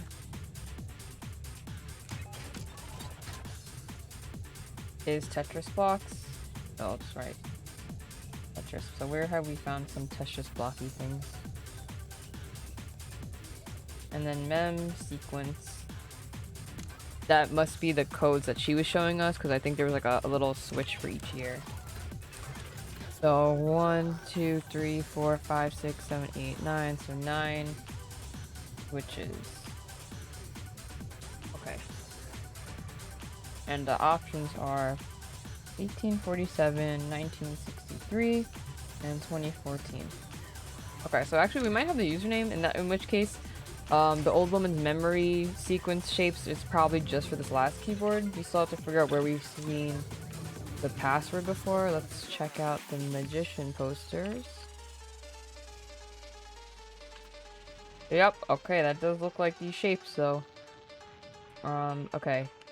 And then the password though is Tetris blocks. I don't know where we saw that. Alright. Shout out to the chats if y'all remember where we saw some like Tetris blocky patterns to be the password. I gotta jog my memory because I started this game a few weeks ago, but is it the maze maybe? No.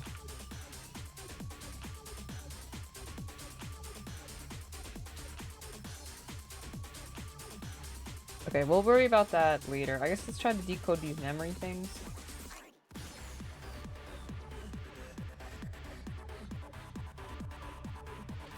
So 1932. Okay, we're gonna do a whole new sheet for this.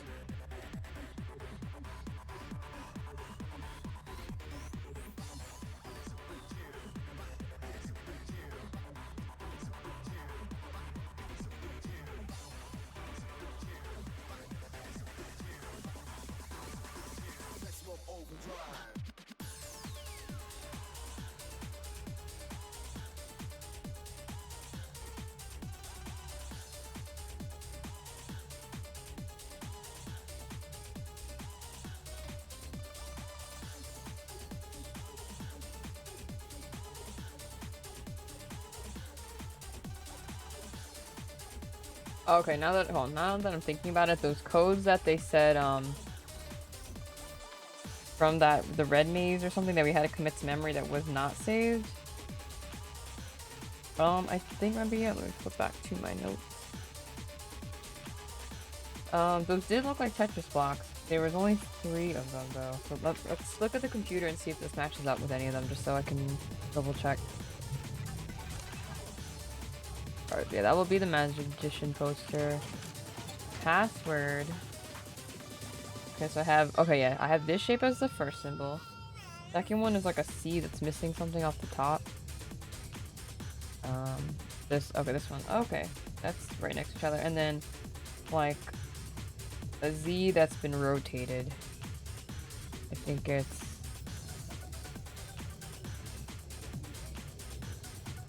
this one? No, it's the mirror version of this. Where is that? Oh, this one. Okay, so I think that should be right. Okay, and then the memories we gotta to decode now.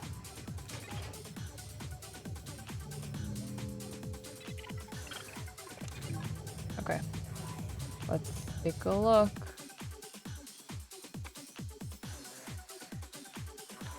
Alright, flipping back to a new page. So this is 1932.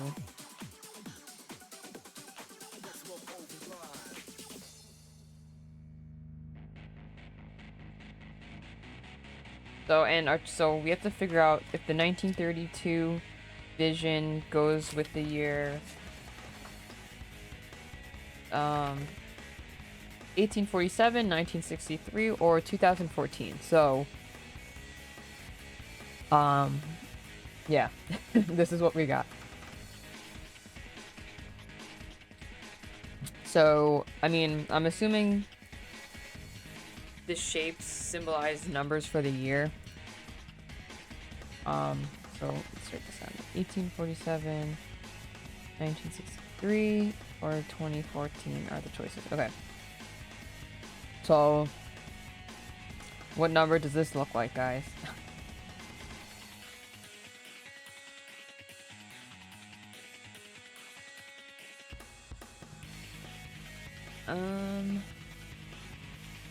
It kind of looks like 1847 to me, like just shape-wise.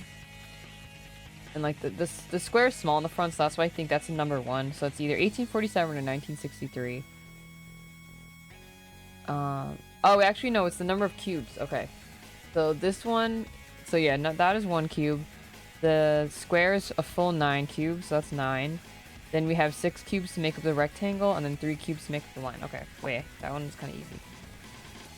Alright, so this belongs in 1963. Okay. Next memory. 1938. We got lines. Okay. So this, I'm gonna read this like a bar chart. That kind of looks like a 2 to me, because it's not too close to the bottom. This one looks like a 0. Okay, that makes sense, because 2014. And then that's a 1. And that's a 4. Okay, 2014. 1948. Alright, this one's a little more abstract. Oh. Right now. 2 lines. I'm like missing stuff, so the boxes.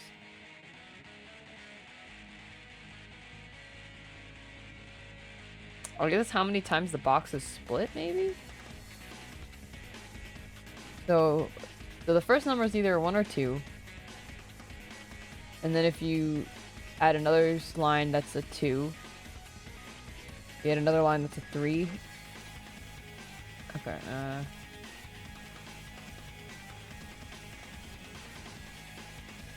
you think this one's 1963, Beetlejuice?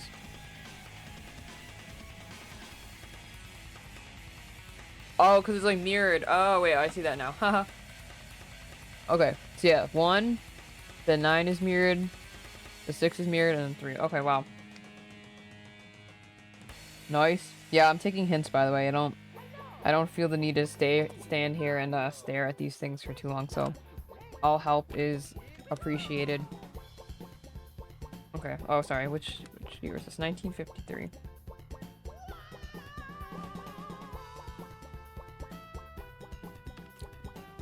Okay. There's one line, so I feel like that's a 1. This one also kind of looks like 1963 to me, but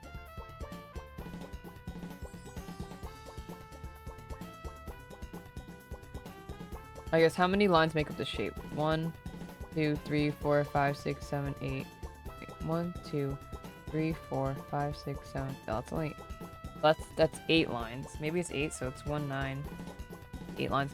This is 1, 2, 3, 4 lines. Okay, no, I think it's 1847, and then 1, 2, 3, 4, 5, 6, 7. Yep, okay. 1847. That was to the first one, also yes, this one also to the 1963. Oh, okay. 1957. Got like a grid here.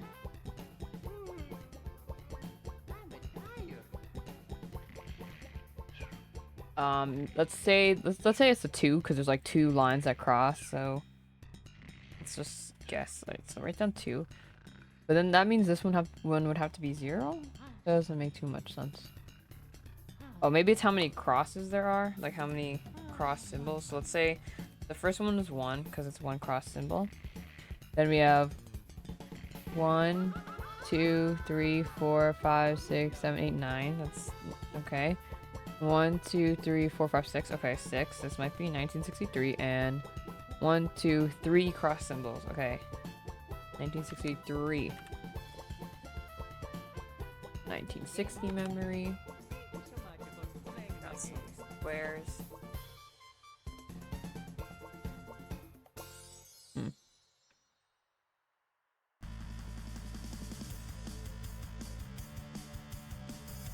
Alright, this one is number of triangles. So the first shape has 2 triangles.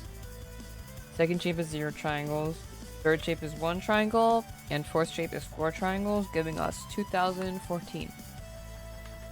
Alright, these are easier than puzzle boxes for some reason.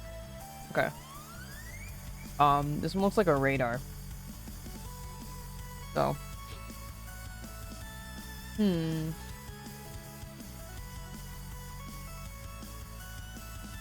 I want to say this one starts off with a 1.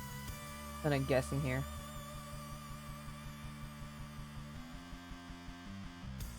So this one incorporates the first shape plus some added squares.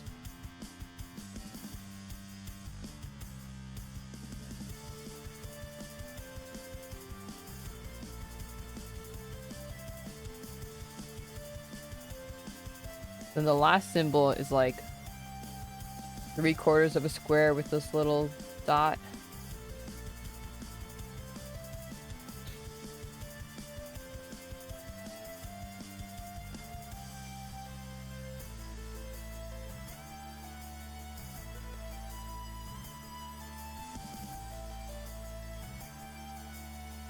Maybe.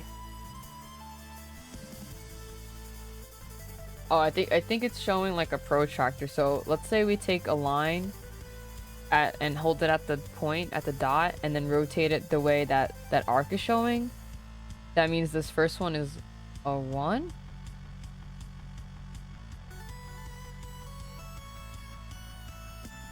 That doesn't make too much sense though, because then the second one, the second one would have to be an 8 or a 9. Like, you kind of have a 9 if you rotate it that way, but you don't get that. And then the last one, what would this be?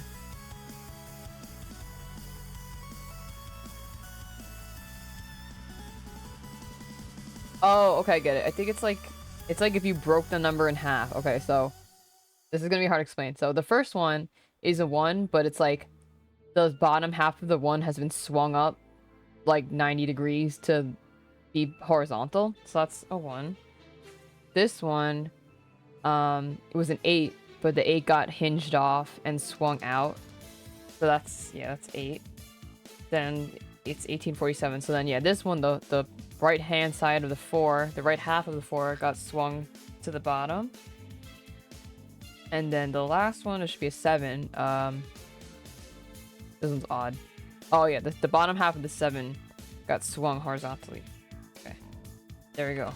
That's my theory, and I'm sticking to it. This was 1973. Okay, this one kind of looks like the thing we just looked at, but not.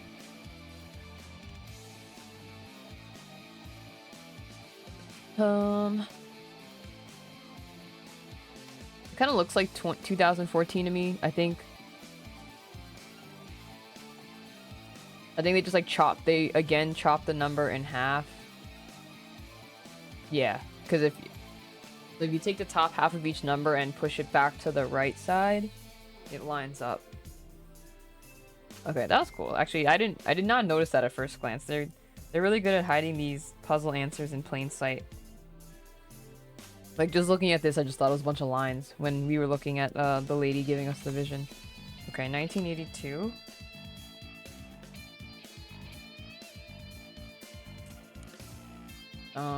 Interesting. I guess it's like how open is it? Kind of looks like a camera aperture to me, but the second one is like big X.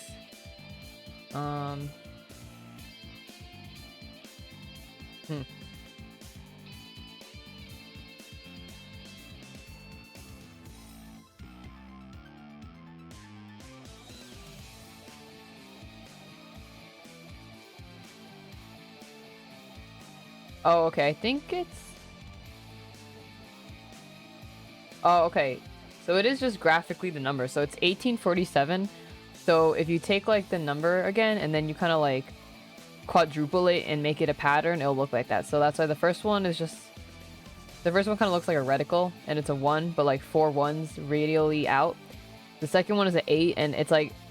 Imagine all the 8s were lying on the grass with all their heads touching each other like a big happy like friend group. That's 8. 4 similar, and then 7 similar, and they make a little square in the middle. So okay, this is 1847.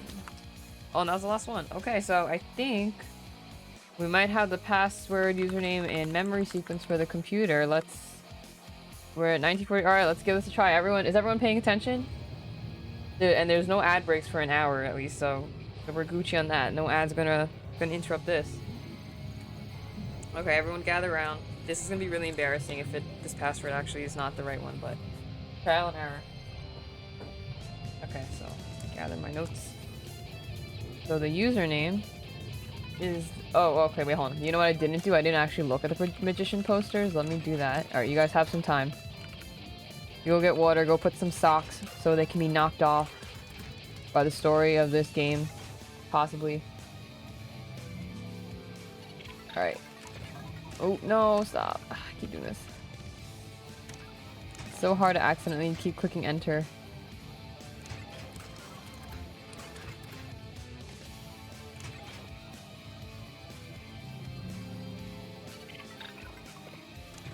Okay.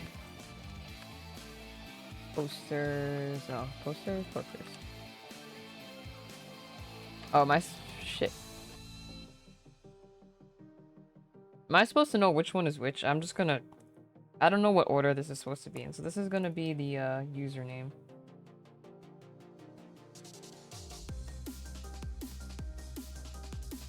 So we have like a 6 in a house. And then we have a 4 in a opened box, and then we have whatever that is in an open box. It's like a square with a 1, and then escape artist is like whatever the heck that is. That down, and then the rows.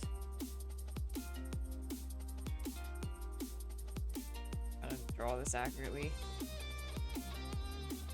Okay. It might be safe to just use the order that our internal memory gives us in, so that's how I wrote them down. Okay, let's try it.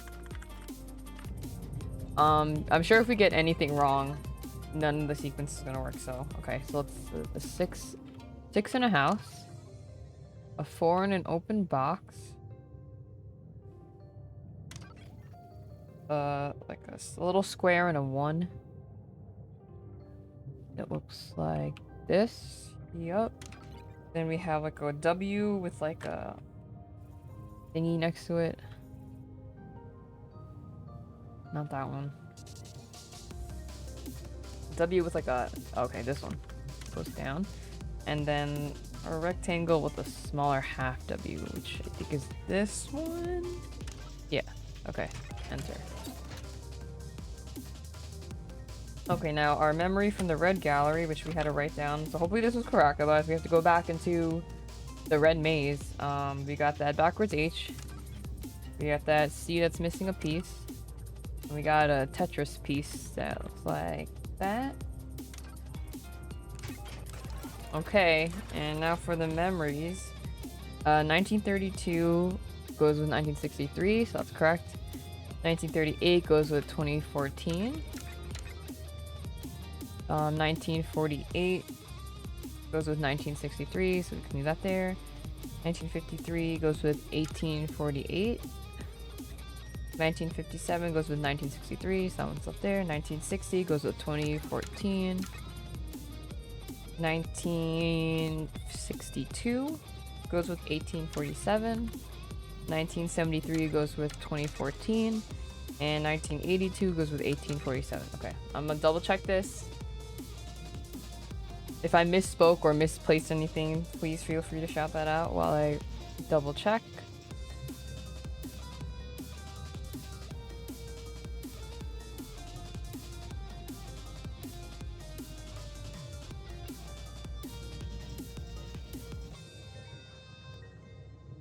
Okay, it looks good to me. I guess we'll see if this works. And let's see if we discover the truth. Oh no, login failed. Fudge. Okay, maybe we had more. I want to say that my red gallery code might have been wrong, but I would have to go take a look at it. Or possibly the username was not in the correct sequence.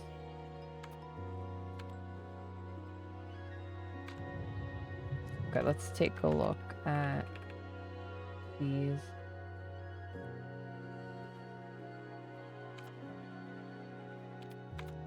And these don't have like a year associated with them, so...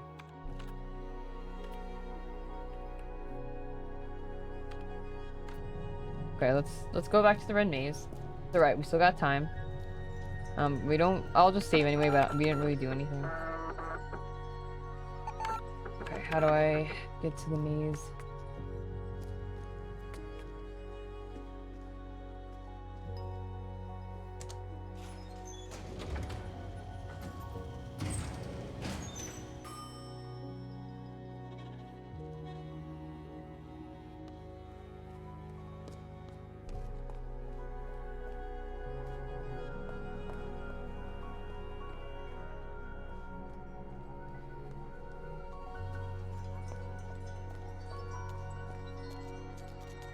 I feel like maybe the password too with the Tetris blocks is supposed to be a little bit longer. So unless there was some other half of the code elsewhere, would have to check for that. Oh, where the hell am I? Oh yeah, that's right. I'm not even back in northeast. Wait, that can't be. I'm not even actually oh, that is... Oh, northeast, so... Fuck, yeah, let's go back around. Yeah, I'm not even back where the Minotaur was again.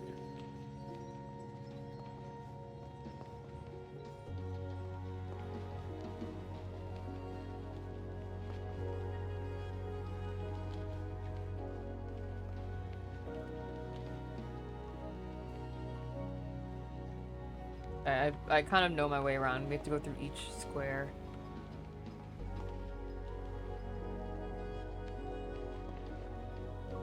Alright, motion sickness warning, by the way. This gives me a little nausea sometimes if I move too quickly.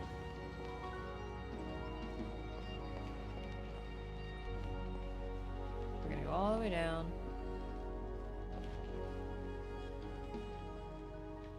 I forget if we keep going or not. Oh, did I delete the maze photo from my phone? Did not. Okay, so we are in the west. Yeah, we want to go this way. I know.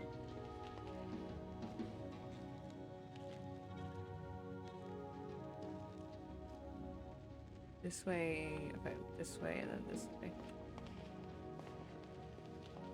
Yep. Going all the way south, then we're gonna make a left. Keep going left until we can make a right. Follow this path and go all the way across the bottom. Hugging the right wall.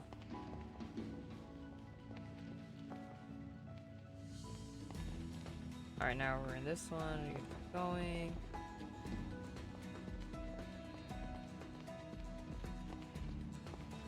And all the way up.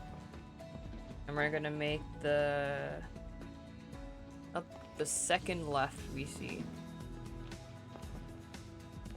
So it's 1, 2.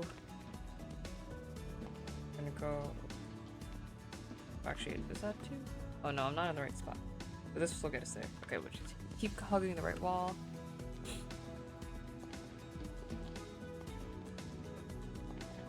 Here. Oh wait, no, we don't want to do that. We want to go. We go south this way. Oh no, JK. Alright, I'm gonna make a right, so that's a dead end, so it should be this right. Yep, and then we're gonna go down. We're gonna go this way.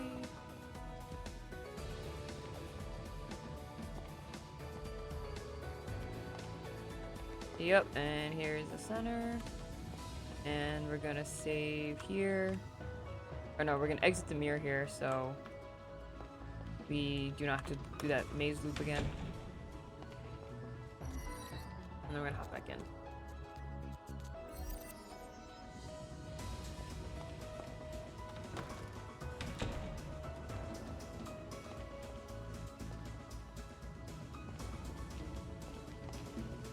Okay, take me to the gallery.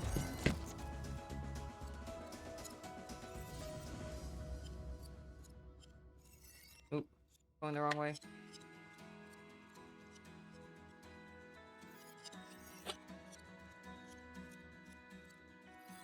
Let's double check this. Page it.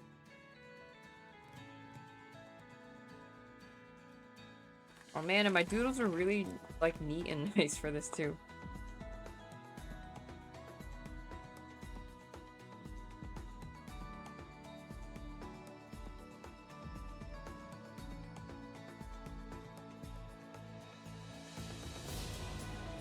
Let's read the sign again. As we know, reading the sign is very important. So the first symbol, you can keep trying to conceal this in all possible manners, make up your stories to tell like it never was, but the truth straight before your eyes if you want to see it. Okay. Oh, okay, no. So this is white. Okay, just double checking my work. This one's white. Red. Red. Red, red.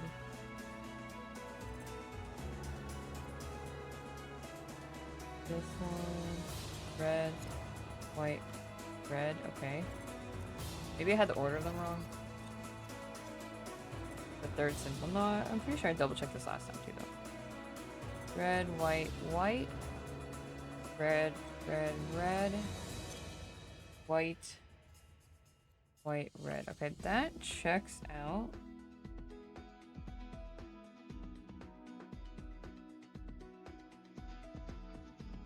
Okay, and then I guess go on to the second symbol. Oh, this one.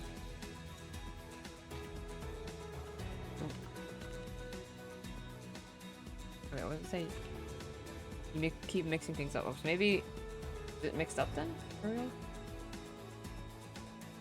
Red, red, white. Then there should be white, white, red. And then all reds on the bottom. Huh.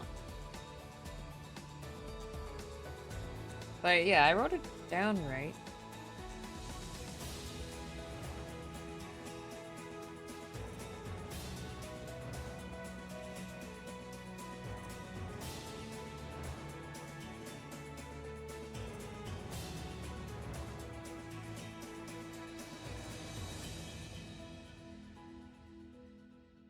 Hmm.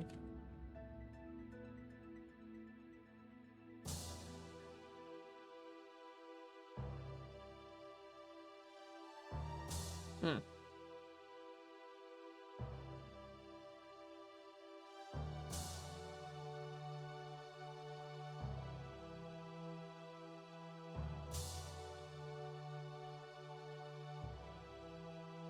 Interesting. Very interesting. I'm looking back at my notes again. Let's check. Maybe I had the posters wrong?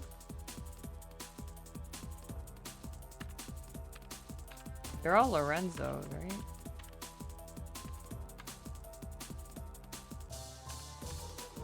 Unless I'm supposed to like invert them, maybe?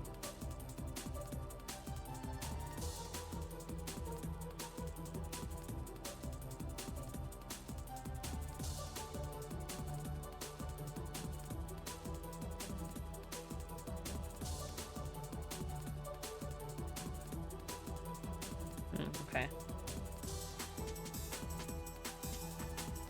I snap.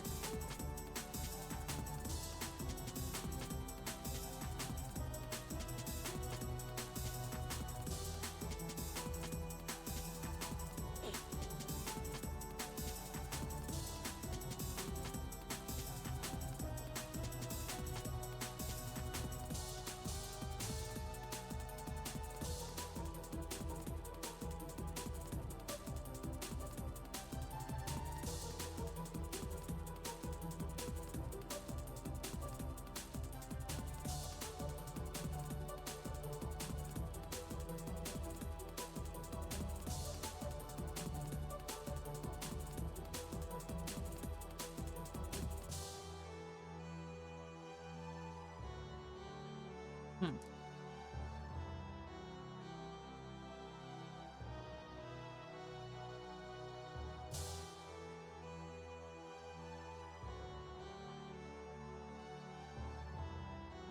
Oh, shoot.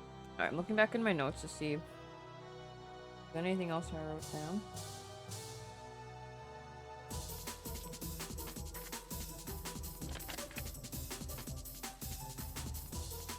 Starting from the beginning.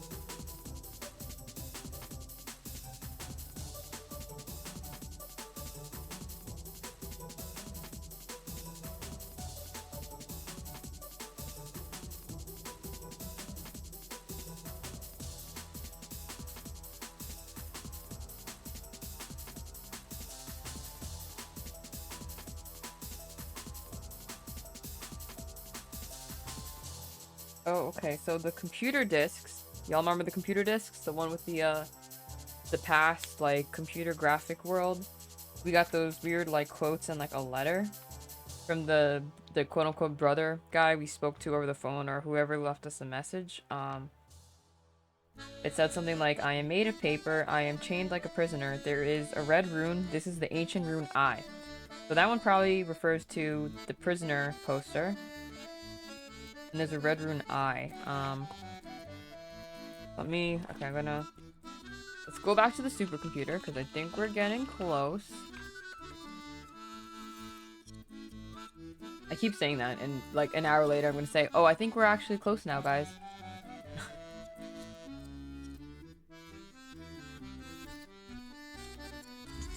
Oop.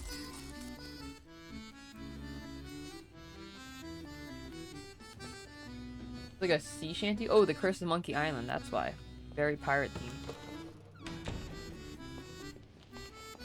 Alright, back to the drawing board. Back to the supercomputer.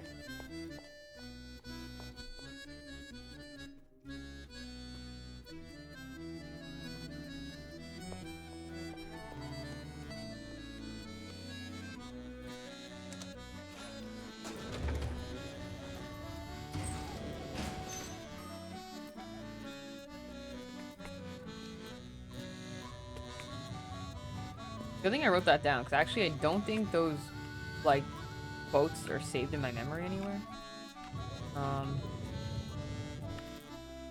So... Oh, jeez. Okay, so let's start with computer disk 1. We also did the disks out of order, so that's why I have to flip through some more. Computer disk 1? Where's that? Maybe I did not write down the first one. Oopsies. Yeah, wait, why do I not have computer disk 1? I have 5. Oh, tier, computer disk 1.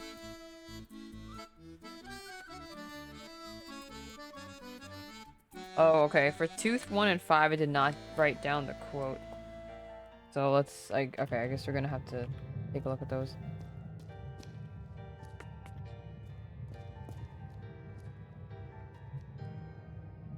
Actually, we do have... Oh, we have the letters. Let's see what the letters spell, actually.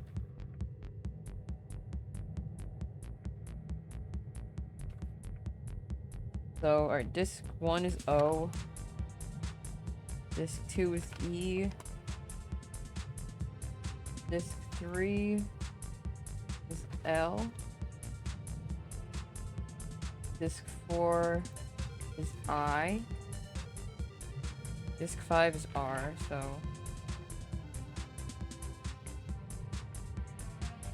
Is there supposed to be another one?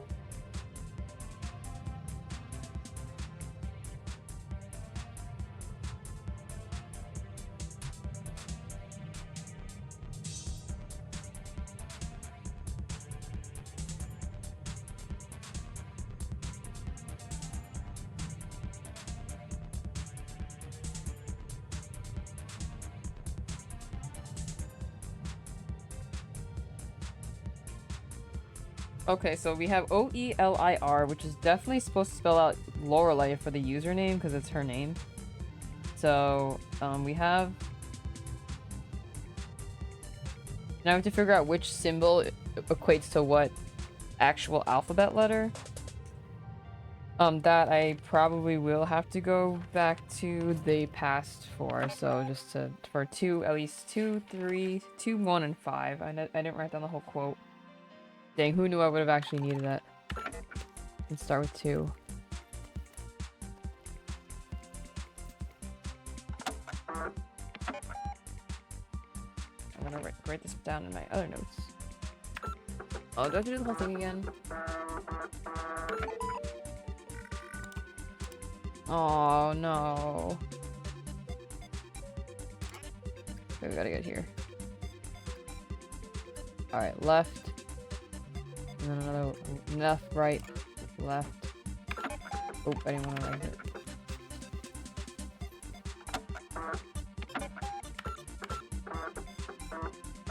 Oh, we're getting close, guys. LOL.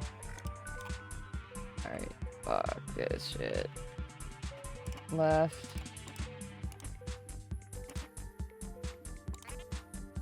Another left, okay.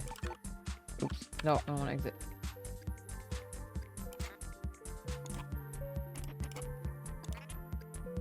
Okay, forward and then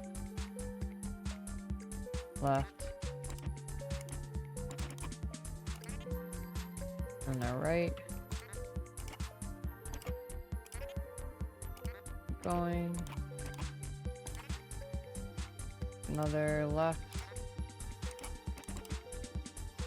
Another left. And then another left. And another left. And we just follow this way down. Oh, my car. Alright, what's he gonna tell me? Okay, sister. Paper. Okay, stare into my crystal sphere. Okay, so it's sphere.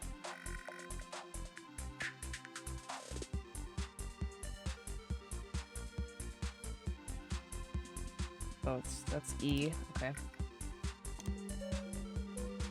Computer disk 1.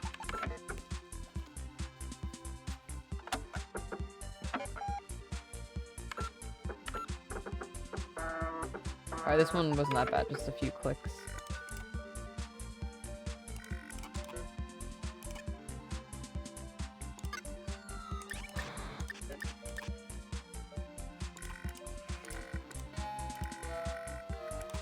Okay, cards. And that's O, okay, and then disc 5.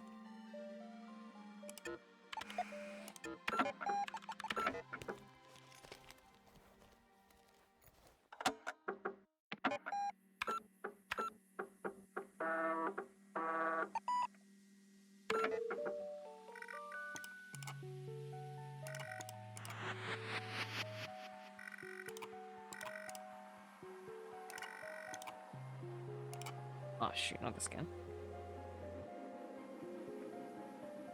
Did we do this last time?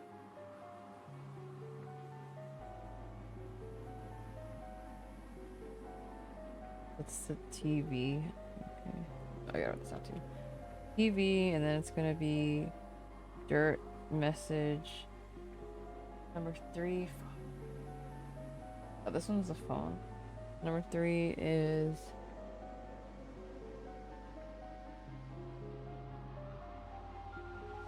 It must be the radio? Okay, so number 1, TV. Number 2, the dirt message. Number 3 is the radio. And 4 is the telephone. Yay. Okay. Oh, this one is gonna be Rose. And okay, R. Cool. We got crystal cards, Rose. This one's gonna be the miracle tears is number 3, and 4 is the chained up one. Okay. We're getting somewhere.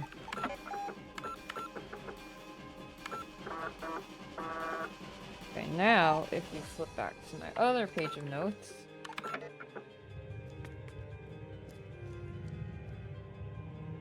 Okay. I have these symbols written down, so I'm just gonna match them up with this. So this one's cards. The crystal ball is the number 4. Ball. Vermilion tears. So this one's cure. Escape artist. This is chains. And this last one is rose. Okay. Alright. Let me just, I'll go a little out of order. This is just in the order in which we did the discs originally. So computer disc 4, prisoner is the I. So prisoner, chains is I. So this is the letter I. Computer disc 3, his miracle tears, so the vermilion tears, cure is the L.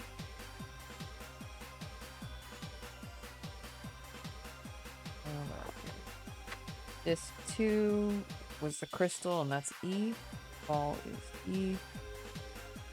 Disc 1 is cards, and that's the O.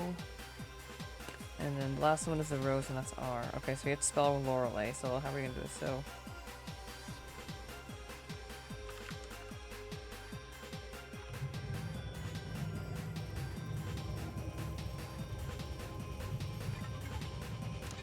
okay, so username, so L can be the one with the little box next to it. This one. L. O is the 6 in the house. O. Okay. R is the thing with the small W. No, this one. R. E is a 4 in an open box. L is the this small box with the 1. E is the 4 again. And I is the chain loopy thingy. W with like a twin brother. Yeah, that one. Okay. Lorelei. Alright, Tetris shapes. This one, and this one, and the years again. Okay, doing this quick 2024 or 2014.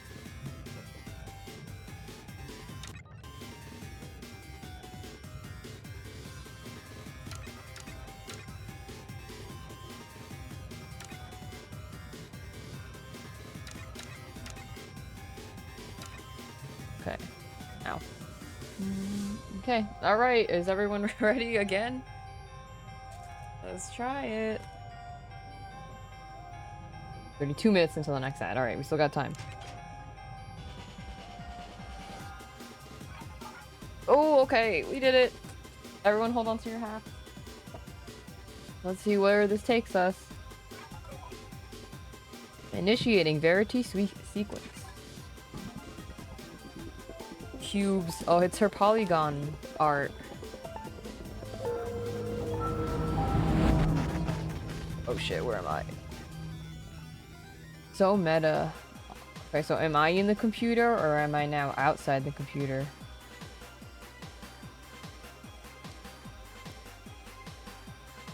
Oh, that's funny. So wait, when I walk further out the screen, it zooms into the computer screen. So, okay, I think then in this case, this person that's us is actually us, and then we're gonna go into the computer, into wherever this is. Let's go. Load requested memory in queue. Load memory address ENT, memory value. Okay. Let's discover the truth. And so we reach the end. The third eye has opened. I guess the eye was the computer. Before you go, know this. You will encounter 9 truths. You know what they are now. Do you ever look at someone and wonder what is going on inside their head? We're gonna figure out what's inside her head, that's for sure. Do we know what they are now? Together they shall form the final truth hidden deep below. Okay, I guess I gotta still take notes. Noted, girl. It has been a privilege to play with you. Just mazes. Please accept my dearest, deepest gratitude. Wow, I can't read. Thank you for everything, Lorelei. Wow, so we are Lorelei. I kind of figured that though, because just assuming from the game and seeing screenshots, I'm like, oh, Lorelei and the Azer lies? Like, I guess this woman's Lorelei. So, I guess that assumption was not false. Okay, let's find the truth. Oh. Okay, display current verity. Error warning. Failed to display verity. Oh, so this must be... Okay, so we're probably going to play through the events of the murder that happened at the place. Well, at this house / hotel. I think that's what we're going to play through / walk through. Also, like, flashing lights warning, because this is actually very, like, trippy. And also maybe triggering for some people. Ooh. If input equals young woman or old woman, go deeper. Okay. So... Oh. Oh, current location. I'm in room 1963. I'm old now. Am I supposed to type this?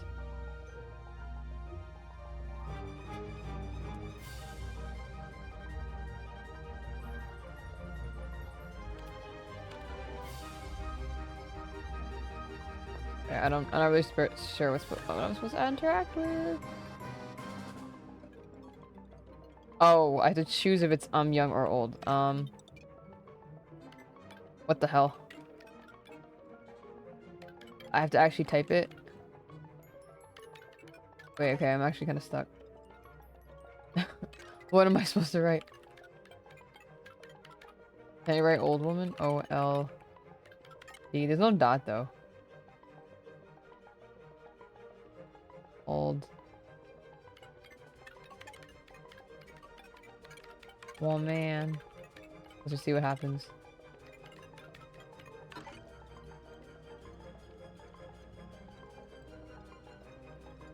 Maybe I'll just type old.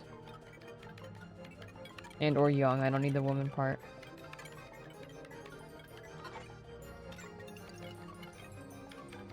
Alright, I'm trying to brute force it, kind of.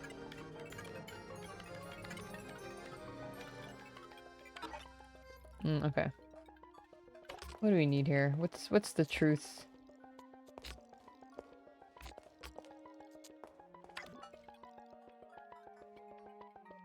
Memory address ENT, so read post-mortem room 1963. Texture memory load, photo 01, project screen space UV, enable static. I'm reading like the code. So should we have to display the truth? Is this cube telling me? So it's just either or. I could go deeper.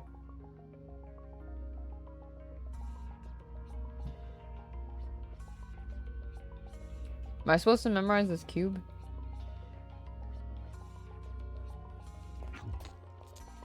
Nothing else is interactable. That is the shape on the cube though.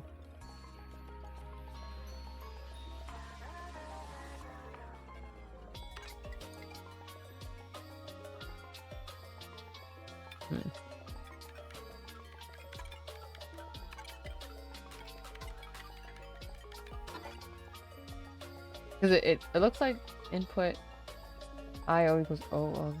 Oh, okay.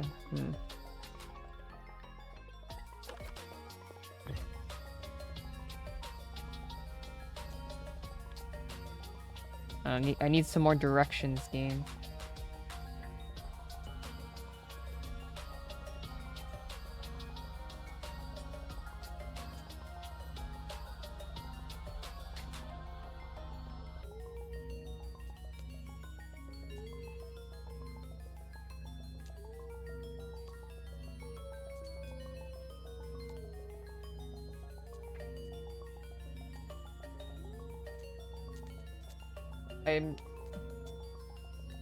I only have two choices. I just don't really know how I'm supposed to input this though.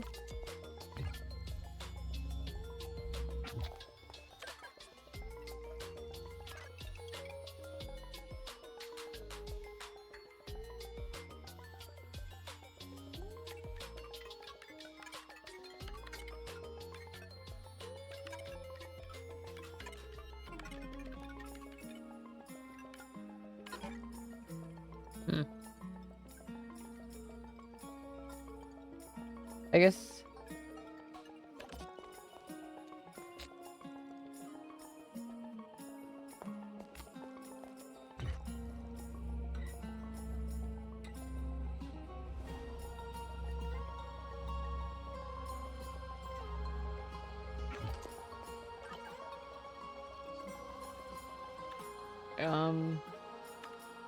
You could read the documents?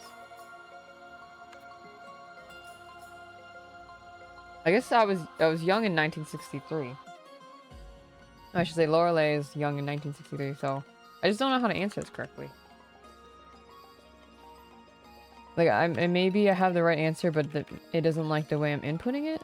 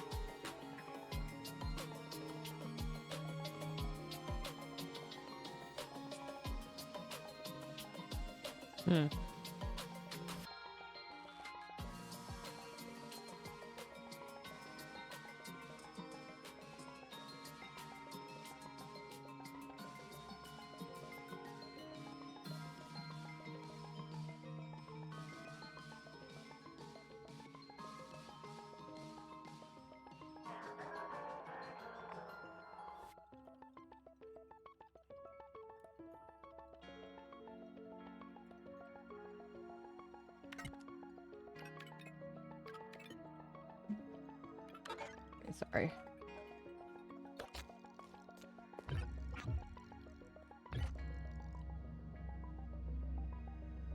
Okay, I guess we're supposed to sub... I think we're supposed to answer that like Mad Lib, so the young woman or the old woman, so they're both Lorelei. That's her name. That's me. Lorelei.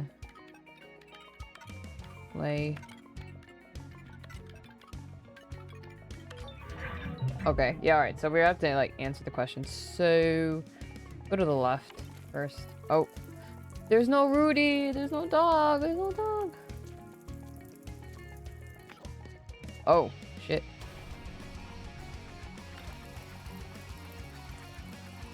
You're right, Beetlejuice, it is just mazes.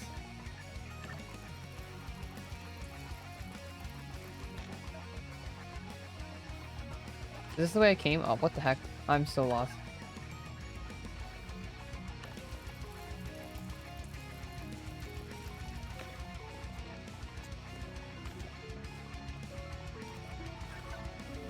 Oh, okay.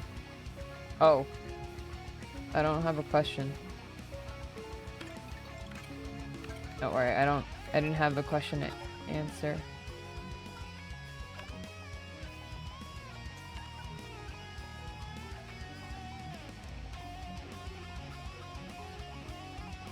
Oh, remember just northwest?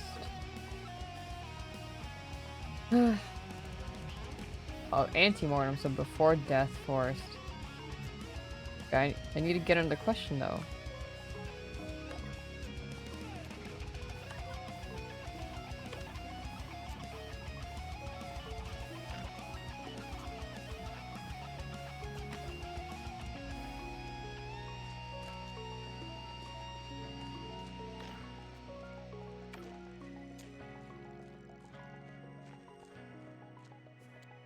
Alright, this is like a dead end, I presume.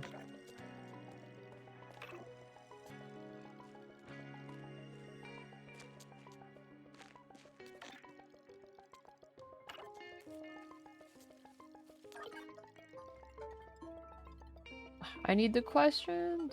Alright, let's get out of here. Go back. Let's go to the right-hand side.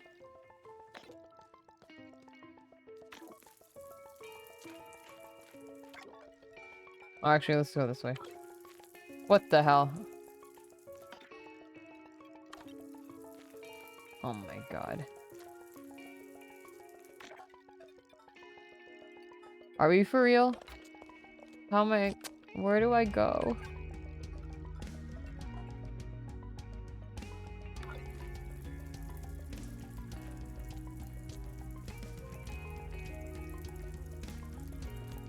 Oh my god, I need a question.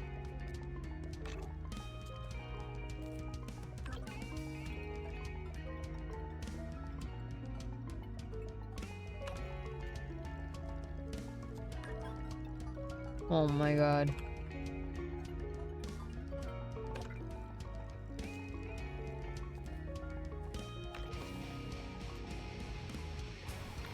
Okay, I guess let's try to follow the maze map again. Get the hell out of here. Okay, so let's say this is it.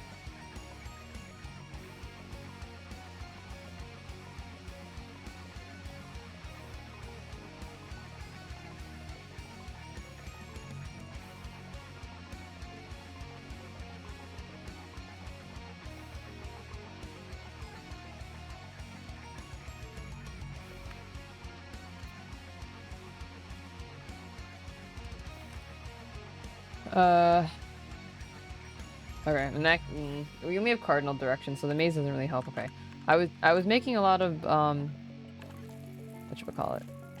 Progress going to the forest though.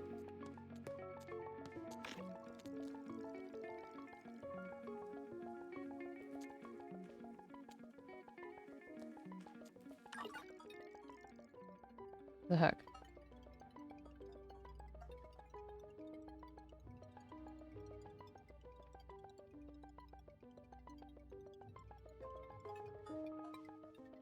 I guess I need to go to the right side somehow? I don't know.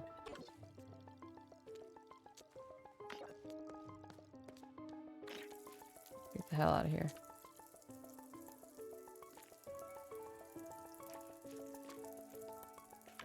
Do they all lead to the courtyard? Courtyard from the left. Courtyard from the other side. Wait, or for the front, okay.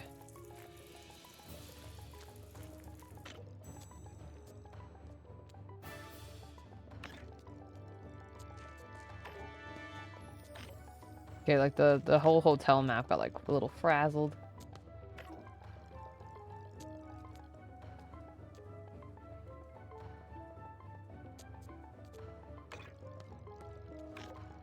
Oh, what the hell? Did I... Wait. Oh, okay, wait, that's weird. I have to be like lined up very precisely. Yeah, what the fuck? That's a little nonsense, just saying. Oh, I guess where the red paint is supposed to be, we have to follow? Let's... Okay. Whatever. What? I can't even go that far, okay. The current year. I want to say 2014. Alright, how do I get back to that puzzle cube? Oh, no, pre-rolls. No! Okay. Ads. Let's get to that puzzle cube. Oop. Now I can't get out of here. Ah, fudge.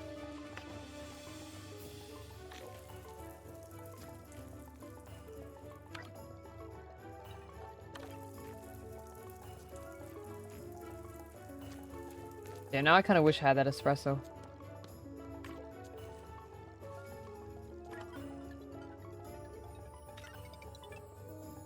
Okay, 2014. Yay. Oh, shit. Okay, we want to get to that old lady. Oh, great.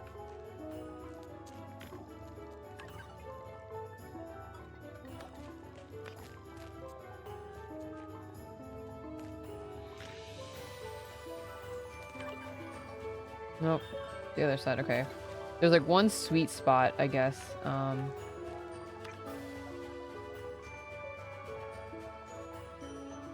Trial and error.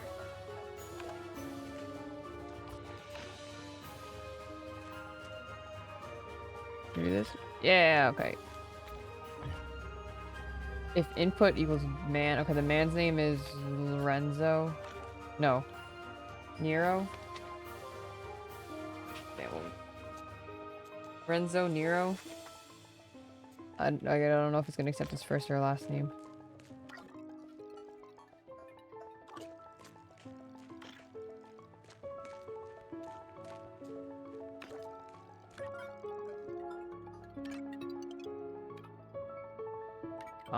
Well, we did Lorelei's first name, so let's do Renzo's first name.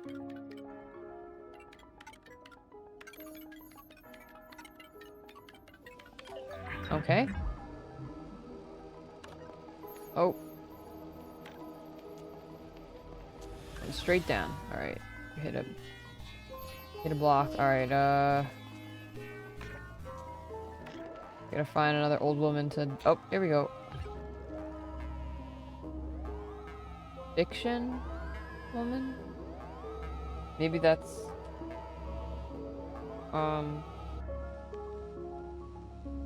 Fiction. That would be in the scripts?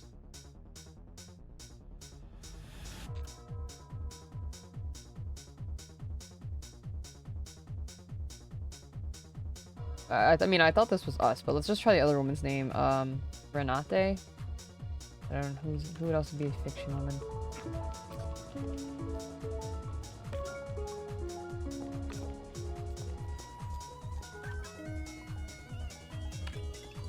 Maybe Renate and Lorenzo are both fictitious, and that was like the story we've been writing.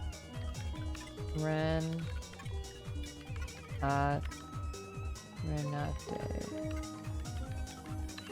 Wow, okay, so wait, that was a cover story? I'm getting some you know, the layers are getting peeled back. Oh, okay. The fictional year is 1847. Wow, okay, wait a second. It was a fiction thingy the whole time?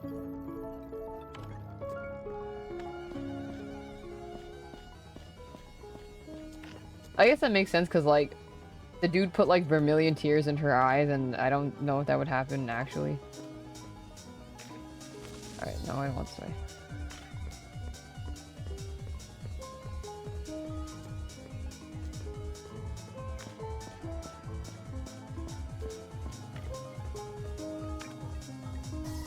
Okay, I'm trying to find the question cube now. Oh no, we walked past this way. Alright, the music's like swelling. I feel like I should be muting the radio. Let's do that. Alright, we're gonna pause the radio. It can be pensive. Alright, this question cube is kind of hard. Nope. There we go. 1847? Question mark? Okay. I like how it says we're supposed to know the truth, but like, in actuality, I'm only also finding this out right now.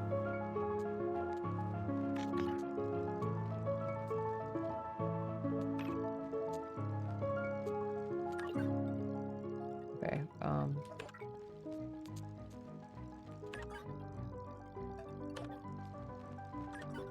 nope.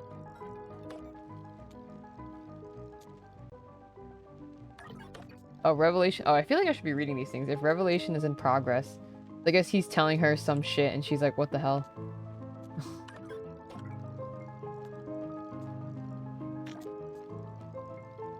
Oh, yeah, the Revelation in progress. Okay.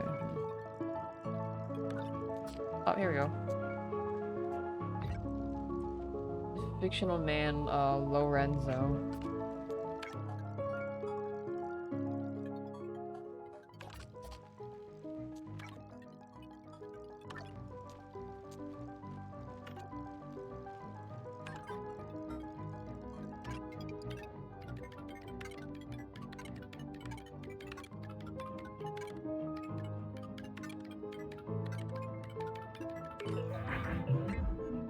Let's go.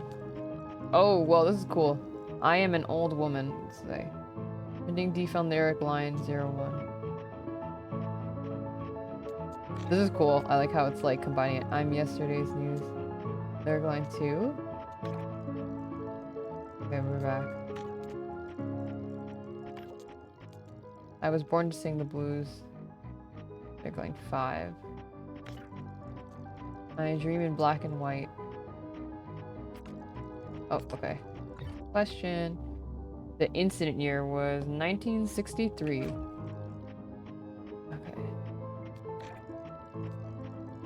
Where's the puzzle cube?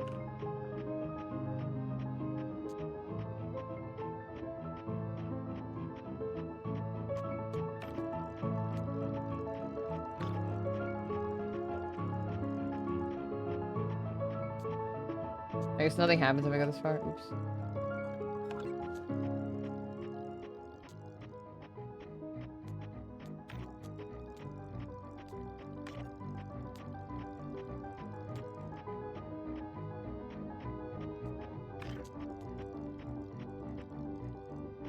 The dead end, I think.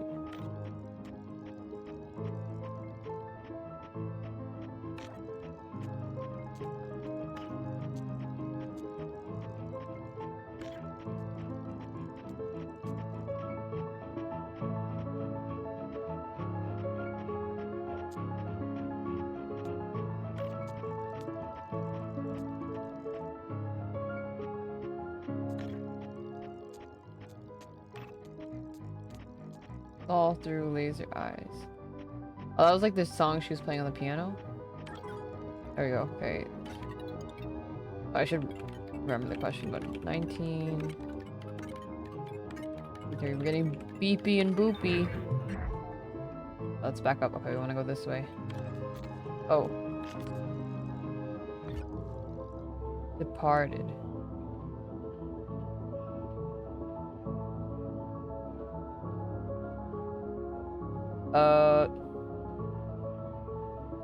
I'm assuming Renzo was the one that died.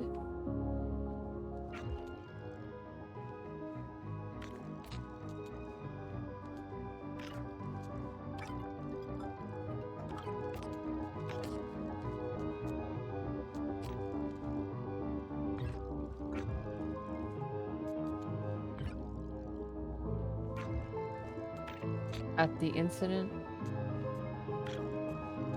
Alright, how do I get the puzzle cube? I'm not supposed to go up, am I? Oh yeah, no.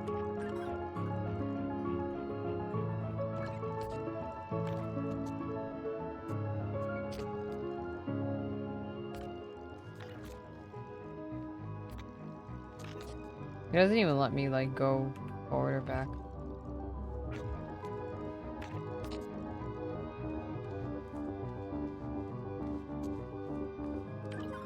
Okay. Alright, this is a guess. I'm not super sure. Okay, yeah, I'm assuming he died because we're, like, Lorelei's still alive and he's clearly not.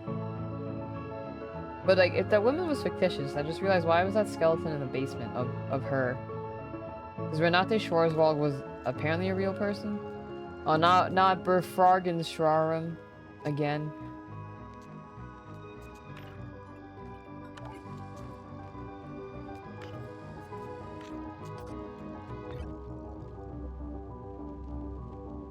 Who's responsible? Okay, I guess I am? I'm gonna say she, because everyone keeps calling her guilty and a murderer, etc., etc. I mean, like, who else could be responsible if we only have, like, a cast of 4 characters anyway, and 2 are fictitious? Is my question. This is just completely dead end.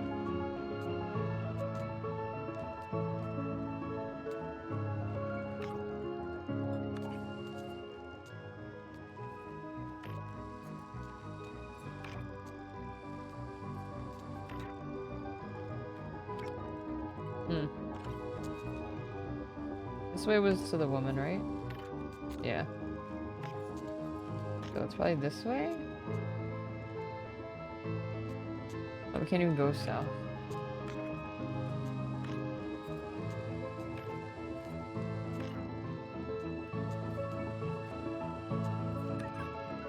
Oh, is this the last one?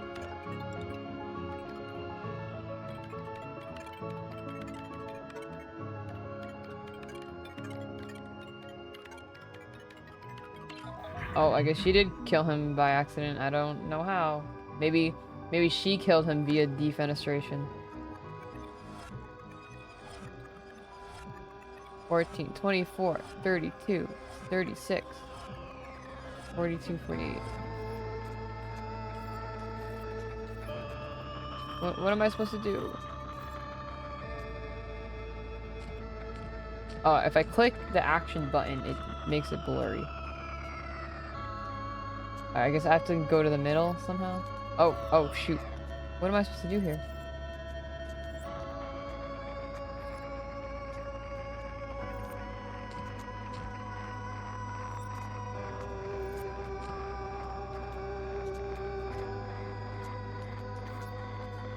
Oh, yeah, I think I have to get to the middle. Like that? Nope.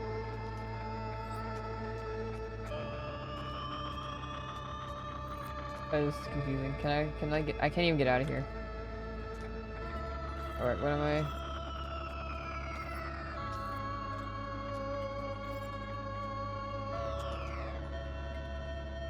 Oh, okay, maybe I wasn't supposed to do anything. Oh no, that goes back up, right? I don't think we want to go there.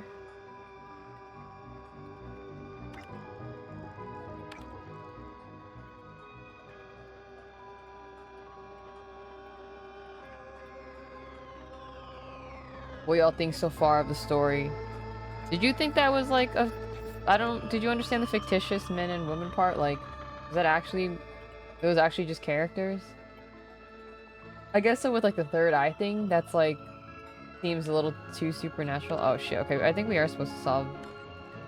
something with this cube. Oh, Enneahedron. Okay.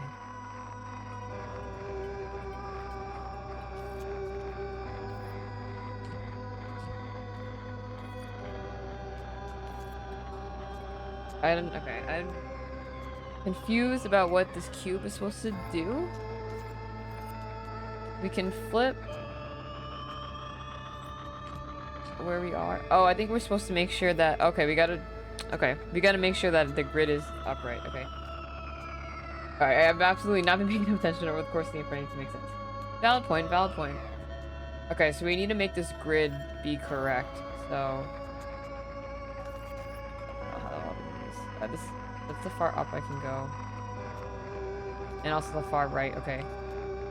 This must be the corner. I can go this way, and I can go this way. Okay, so this needs to be up here. Okay. Okay, now I'm in the northwest section, so I want to flip it like that. And now I'm in this section. Okay. That works out. That works out. Up these two. Up these two. I think that's it. Ooh, okay. Watch this cutscene. Important stuff.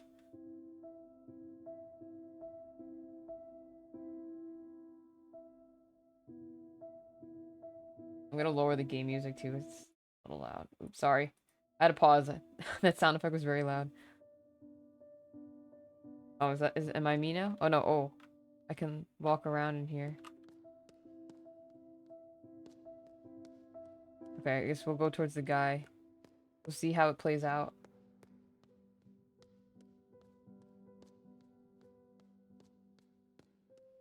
We defragged the memory. Let's watch the memory play. I'm assuming that I have to talk to this guy. Man. Okay, let me close this video. I see how it ends now.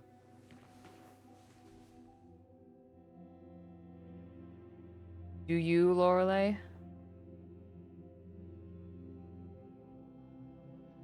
Back away or push him away? I guess I'll just... I guess what really happened, I pushed him possibly? No, not yet. You are afraid, Lorelei. Back away. Footsteps retreating. Yes. Okay, so this is... I guess we're trying to play out the events. This is exactly what happens. Cut to black. Now I will fumble in the dark like a madman. Start backing away. You are very afraid. Does he... Maybe he kills himself and she gets blamed for it? I don't know what's going on. It's all black and I can't see you. But I reach out and manage to grab you. I say something like, I can't see shit. Way to make me laugh at a very serious ending game. Alright, I see it all through laser eyes. Yes, perfect. And you, what do you do, Lorelei? And then I push him away because I'm like, ew, what the hell are you saying? Yes. Oh, yep, and he falls through the window.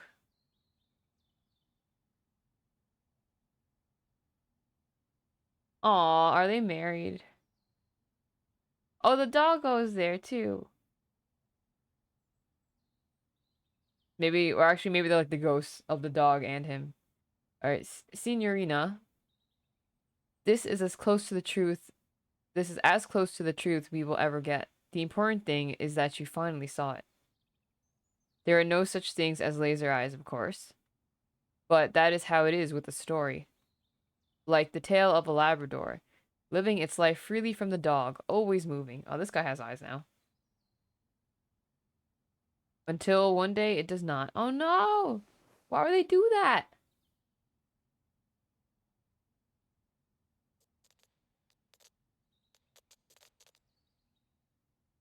So which part of it is the story? What the heck? Dude, I gotta 100% complete the truth now? Well, that was Lorelei and the laser eyes. We'll do some following action stuff after this. I'm not gonna just end. Let's enjoy this, like, Swedish Euro pop song.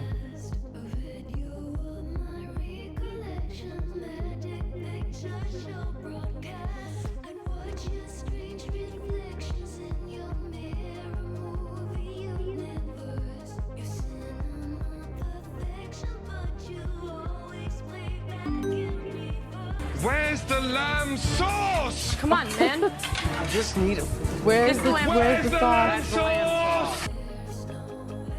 I need some more truth to this. I guess we'll see if there's an end credit scene. Yeah, that was a very abrupt ending. I did not expect it to do that. I hope this is like a fake out ending. Kind of like how Nier's first ending was a fake out.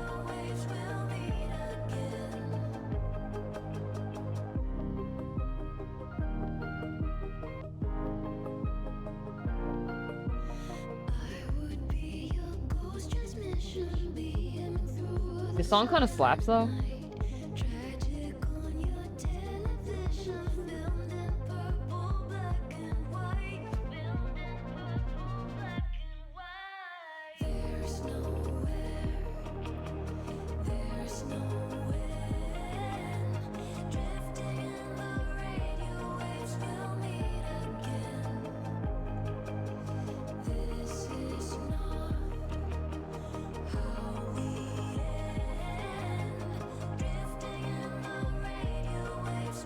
There's a lot of people who worked on this game.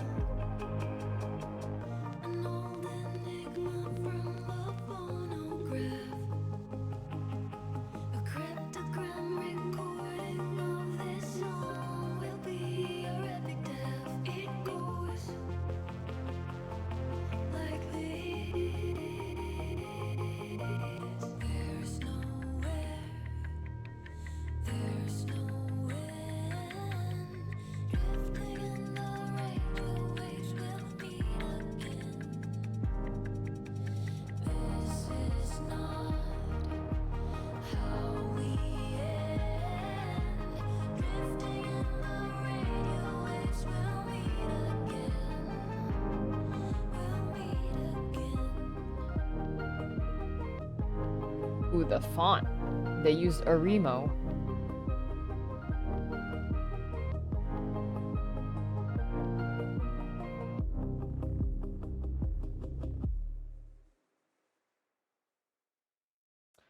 Oh, we're so close though. 98.6% of the truth. So do I still need to find stuff? It took 21 hours, 44 minutes. Alright, okay. I'm prepared to Google stuff just to see if there's anything else I'm missing. Let's just hit continue for now. Alright, we'll stay right here. So, well, 98.6 is what we get after that cutscene. I guess, is there like a full truth ending that I need? Let's research this.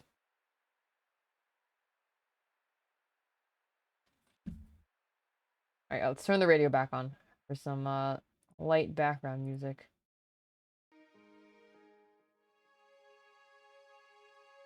I thought I saw that you didn't need 100% for the ending.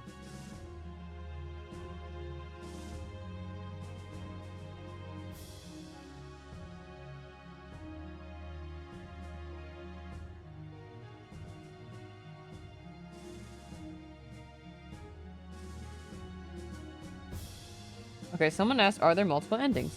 When I finished the game, I did so with 99.8% of the truth. I grabbed the final thing to obtain the 100% truth with about $10 left to find. But I put the game down since. Okay, let's see.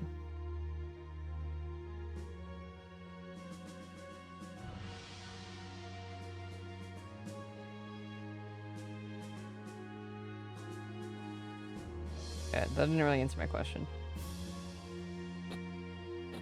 Let's see. What the fuck? Don't you have some unrecovered memories? Yeah, I think it was some documents I didn't read though. It wasn't necessarily like a memory. That's probably why I only have like I was missing like 2% of the truth.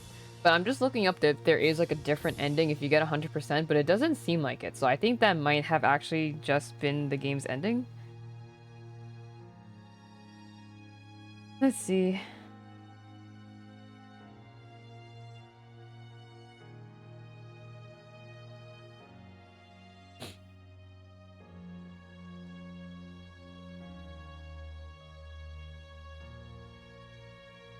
Yeah, what do y'all think though?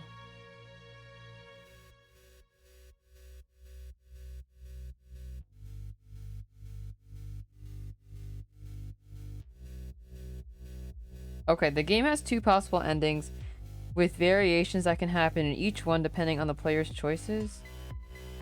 What differentiates the golden... Oh wait, no, this is not even the... What? Okay, this one. Google, like, not AI, but the Google, like, pre-filled answers was trying to answer my question, but it's not even referring to the right game. It's referring to some TV series. Let's see.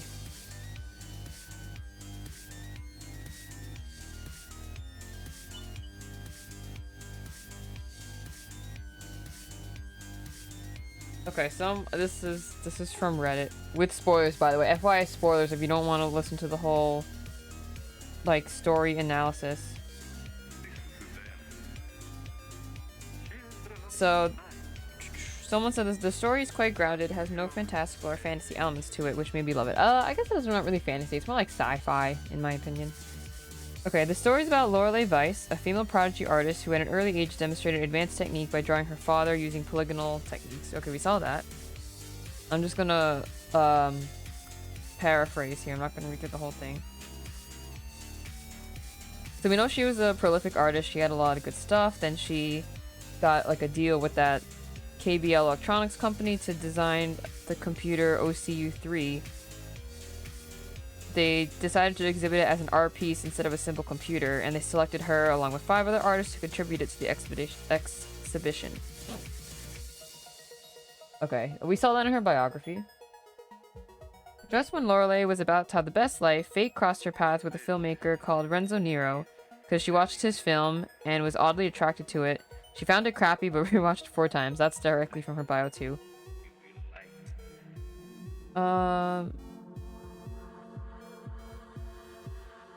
Okay, so yeah, so then the film guy reaches out and maybe was like, oh, like, come meet me at this hotel. And I think that's where the in real life collab between Renzo and Lorelei started. So she accepts Nero's invitation to work on his upcoming project he calls The Third Eye. And I guess from what we've seen, he kind of wants to make an art piece where there is no audience, or you don't need to depend on audience and eyes and etc. All the crazy ramblings of an artiste. Oh, and then yeah, that's when he was calling about the American production company and yelling at them. That's when we walked into the hotel the very first time. Nero's The Third Eye was waiting for funding from a production company, but the moment they disagreed, he changed into the villain we know. So someone said read the interrogation transcript. Let's see, let's go back into the game.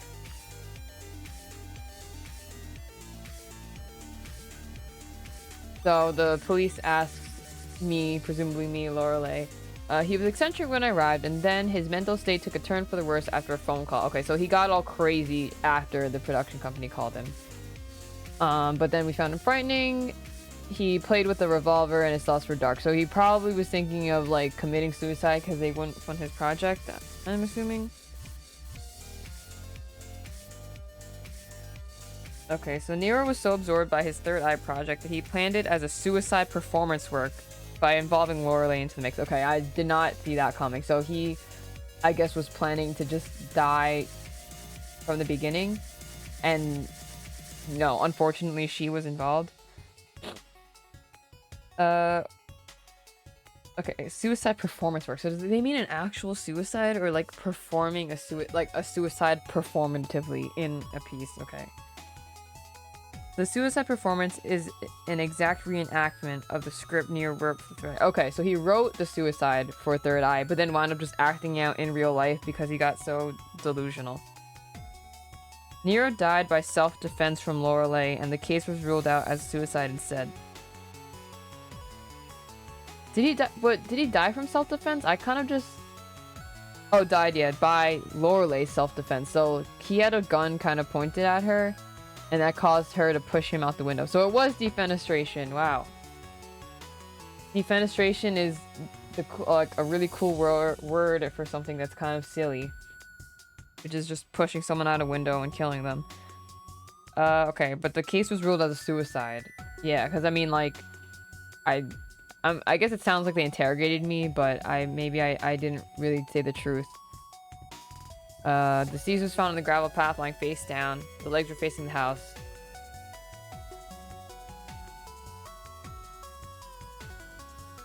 Okay.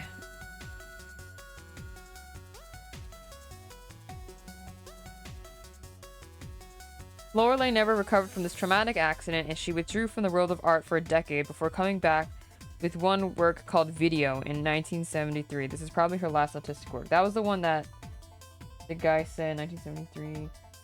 Yeah, called Focus, something like that. And then the guy was like, and she never showed up to the exhibition. Okay, this even though there's a poster of the film The Third Eye, the film itself never got filmed or released. Oh yeah, that's right. There was a film called The Third Eye. Oh yeah, but it wasn't anything. Okay. Oh, okay, wait, and here we see the woman and the magician. So they were fictional characters. I never put two and two together yet. Oh my god. I think because we had so much time between this. If I had played this game maybe like within a week, I probably would have realized it. Okay. Interesting. We never got the stress level thing. I guess we didn't really need. I just realized that like meter bar and the temperature one too didn't really have any bearing on things, but I'll look up to see if we missed something with that. Okay, so the Third Eye never got released or filmed. Instead, the Third Eye was formed as an exclusive secret society of artists. Okay, so I guess this is after he didn't produce the film. Some other artists got together. They went on a trip to Sulawesi Island for mysterious reasons. Probably, okay. Now, who founded the Third Eye Secret Society is not answered directly, but it might be understood as Lorelei's doing, since she was the closest to Nero during the creation of the project, and it might suggest that huge trauma Nero left her to still pursue the project during all these years, maybe as a way to heal herself. Lorelei was absent during the field of art, yet many revisit her works during the 21st century and still applauded her talent. On her deathbed, she tries to reconcile with her past and accident to atone to her crime in a huge maze-like consciousness that houses both truth and fiction, which is the game we play. The moment she accepts her past and reality, she dies in peace on her deathbed. Okay, I got that part. Because, like, after she, like, saw the truth, he kind of, like, rested her eyes. But, interesting. Okay, yeah, so someone's, now someone's decoding the German for us. Someone said that Frage, F-R-A-G-E, is a portmanteau of frame and image. No, well, it means question in German. So yo, how does question in Spanish work? I forget. No, that's pregunta. Pregunta is Spanish. Okay, anyway. German, I should realize German's Germanic and has Germanic roots. Okay. You probably caught all this, but all the characters' names include black or white. Yep, white. Weiss is white in German. Black. Oh, Nero is black in Italian. Did not know that. Schwarzwald means black forest in German. Okay. Renzo got so obsessed with his art that he wanted it to manifest into reality, with no need for any people to witness it, aka spectacle for the cosmos, because he despised people and was chasing a greater meaning. Meanwhile, Lorelei had a healthy relationship with art. She liked asking questions, letting people project their own experience onto it, and finding their own meaning. Okay, so they're supposed to be foils to each other. So they're saying that, like, black represents fiction or despair, while white represents truth and hope. So that's why Renzo's name, who means, like, black, is, like, the fictional / despair part. Yes, we also caught the motif that all of his films featured characters with R's or L's. And blacks and whites. Okay. So people were saying that Lorelei probably started the Third Eye movement, which I'm still confused about. Like, that's like a third sphere. So we had the fictional movie characters, Renate and Renate and Lorenzo. Then we have in real life, which is Lorelei and Renzo, and then we have the Third Eye movement, which I guess also takes place in real life, but is like the present. Someone said Lorelei leaned into the fiction Renzo created as a means of coping and trying to find a deeper meaning by gathering artists and looking for the third eye, but they didn't find it. And then an earthquake hit, which happened in real life. Yeah, I remember that they said the ground was shaking and stuff. Killing most of the people who participated in the trip. Oh, rip. I think that's what's referenced in the PS1 style video games. Oh, okay.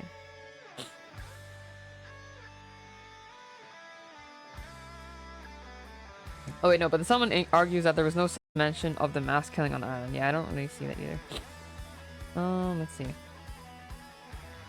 The third eye is just an artistic project at best, and then possibly a secret society thing later. Okay.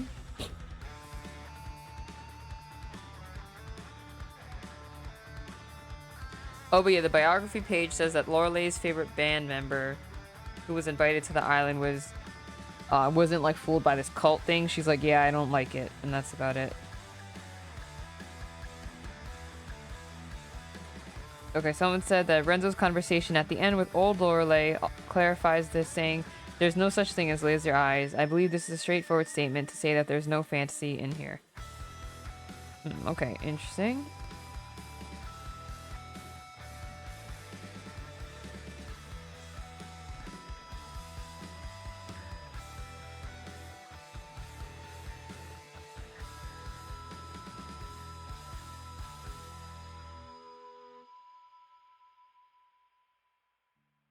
Okay, so I'm still piecing things.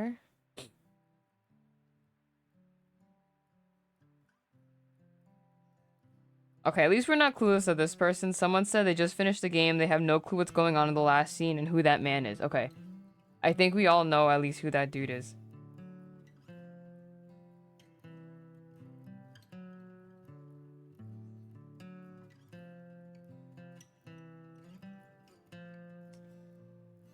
Okay, I need like a breakdown of this.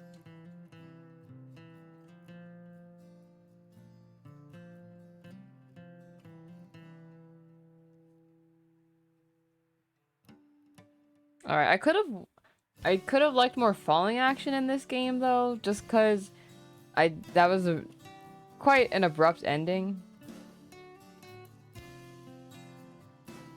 I guess I'll talk about my opinion once I'm done reading some other stuff.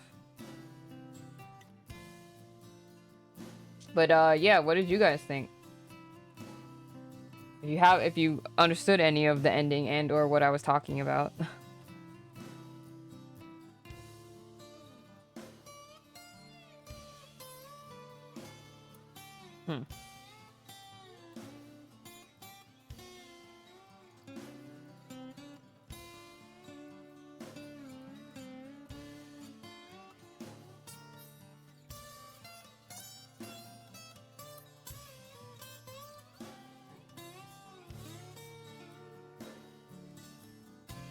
Okay, yeah, so the twist that oh wait, how the heck was that other person getting all of that, or a real detective?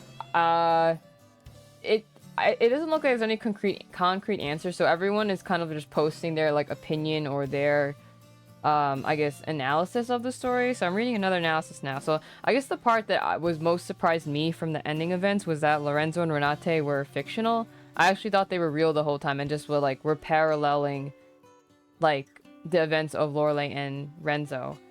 But I mean, I guess it kind of makes sense that it's fictional. If we're assuming the one truth that there is no fantasy or like mystical stuff in this game, then we should assume that those events were fictional. Like the Vermilion Tears thing and them like having weird visions and the maze and that kind of stuff was all like fictional. Okay, oh, so the script pages that Renzo was working on, so let's go over the script. So all of this is all the fictional stuff. So that's the man.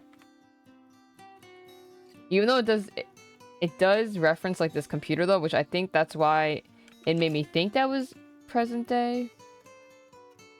But I mean, it's interesting for me to try to I don't know how that computer can exist in the year 1847, you know? Like, to me, this still reads like it was 1963 events.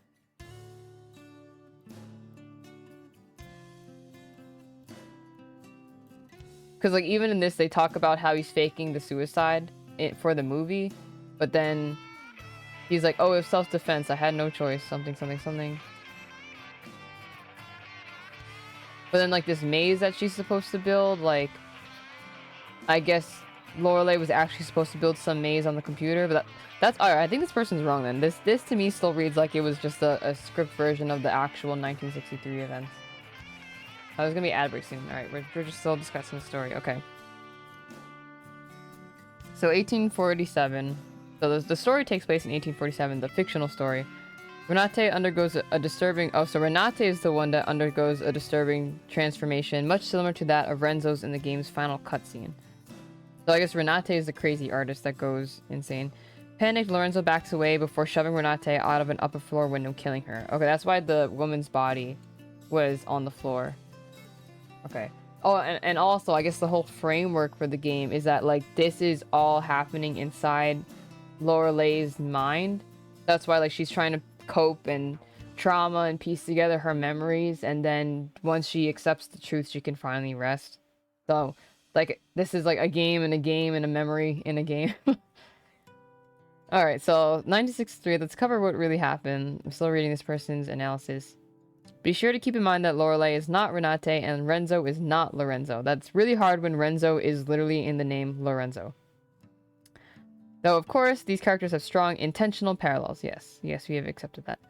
So in Renzo's biography, it's stated that he goes to an art show and calls Lorelei a woman with laser eyes, and then contracts her to make an art piece for him, which is the OCU3 computer. Okay, so yeah, so she does make this computer in the real world. This unique art piece would serve as an interactive element of the Third Eye project. However, Renzo's request was a pretext.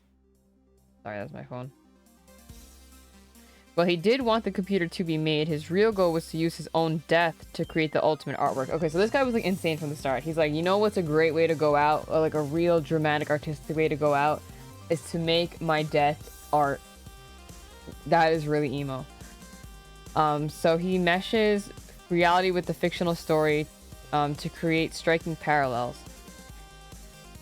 So yeah, Lorelei's at the hotel working on the computer, but she's frightened by his eccentric and erratic behavior, actions we repeatedly see in the game's flashbacks and script pages.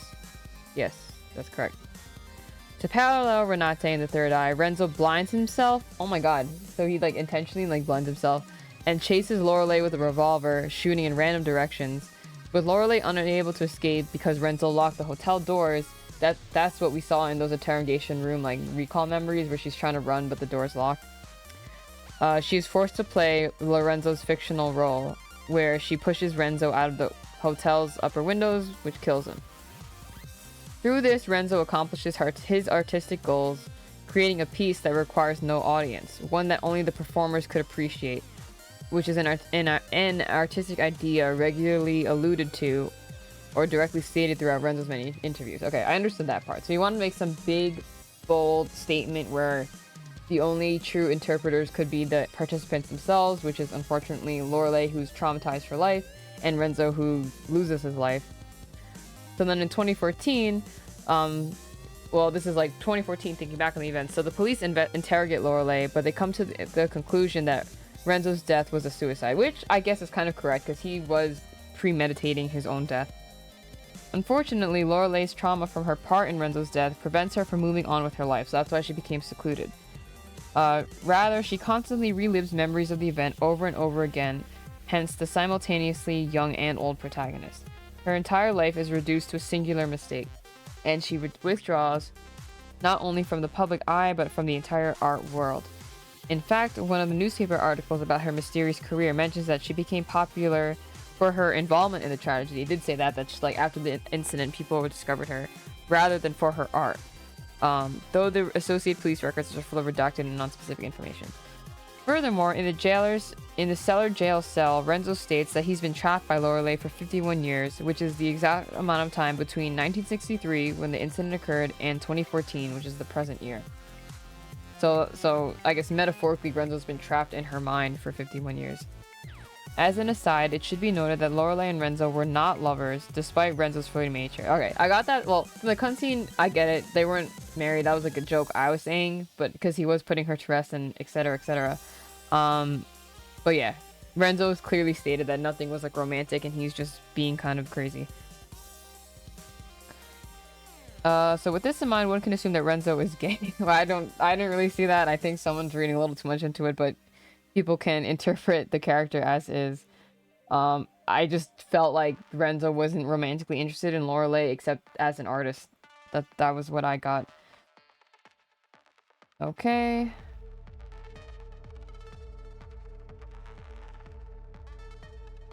In the context of the game's ending, these details make it clear that Lorelei is making peace with her past as a whole. Okay, so the finale, yeah. Lorelei's entire existence revolves around 3 monumental years in her life. 1847 and 1963, in which Renzo's ironic defenestration is entangled, and also 2014, which is the current and final year of her life, with her eyes closed by Renzo's ghost just as crystal. Okay, we saw that. Alright, I, for the most part, agree with this person's analysis. The Sulawesi Island thing is still kind of confusing. I see we have ad breaks still going on. That's kind of the part where I am confuddled with. But overall, that was okay. I feel like I should go write my backlog review right after I end the stream. But yeah, that's basically... That provides enough closure for me tonight, at least. Does anyone else have any questions? I feel like a teacher. Anyone have any questions about what we just read? About what we just experienced? And a good thing to know that I knew before starting this game is I should say, like, most of all the puzzle answers and words are randomized within this game, so it adds a lot of replay value, especially if you go through it yourself once. Like, the codes and the passwords will not be the same numbers for the most part, and the way that, like, those movie posters are split up and numbers and padlocks, it will wind up being a different code or a different order in some shape or form. So no two playthroughs are the same. That's a good selling point for this game. Go back into the game. But yeah, so that's all I had. I mean, we'll keep the save right here. And oops, I keep clicking out of the thing. We'll keep the save that I have right here, 94.3. I mean, I have $18 left, but there's not really anything much I wanted to do. I also didn't feel the need to do all of the Steam achievements, because that would probably require me backtracking a lot to find more dollar bills in places, but it's definitely doable and not difficult to do. We never got any games for the bite size, actually. Let me look that up really quick. That's like probably the last question I have. Let's see. And final closure items.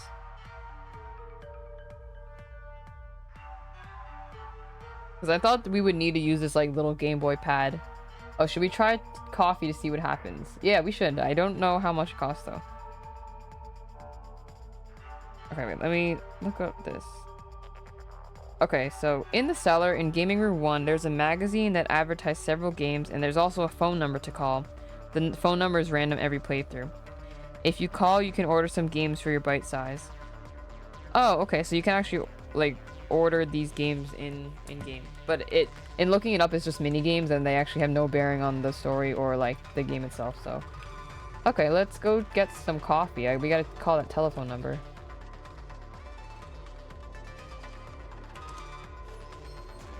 Coffee is a nice way to end the game, just like you get at an Italian restaurant. You get your coffee after you finish eating, and then everyone goes home and does not fall asleep while driving. Okay, the coffee phone number 90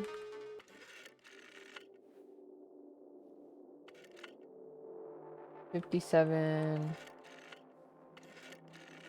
50.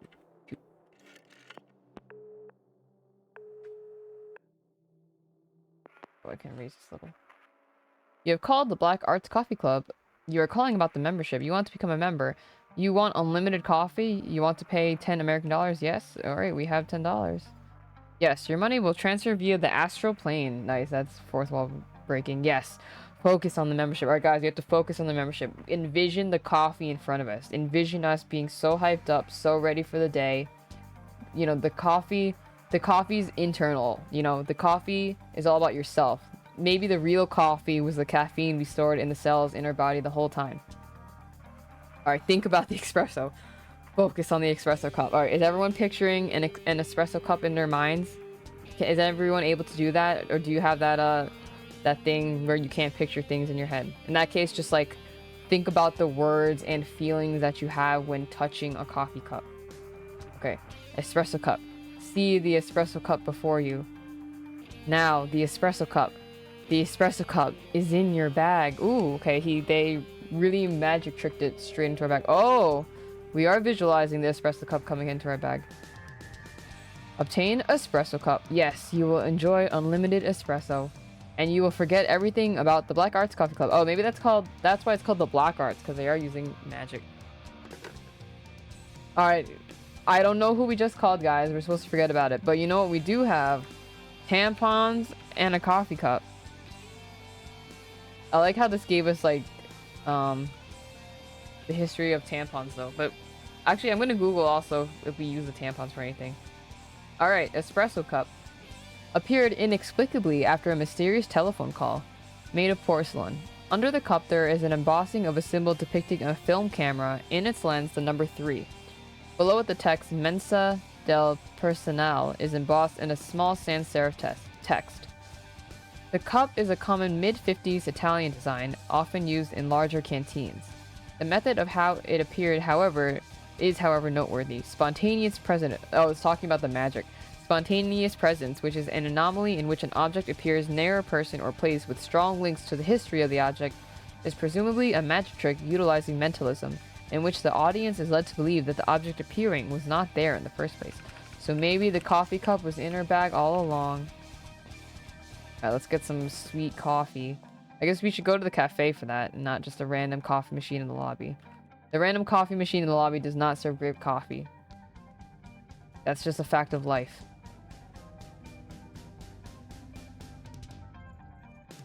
Alright, was it this way? Nope. Nope. You need the map again.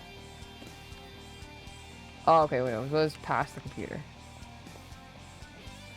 I forget this hallway exists. Alright, let's use coffee cup. Oop, that is not the coffee cup.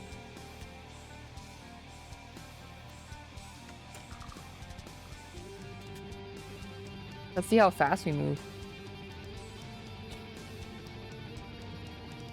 Is this... Oh, she's sprinting. Dang, okay. Not bad, not bad. Her arms like wobble. This is kind of cute. Alright, we gotta go pet Rudy again, by the way. Hey, boy. Who was a good boy? Who was a good boy? Aww. I like how the dog's in her memories too. That's really cute. Okay, let's stay out here with Rudy. Let's find out what our tampons are for.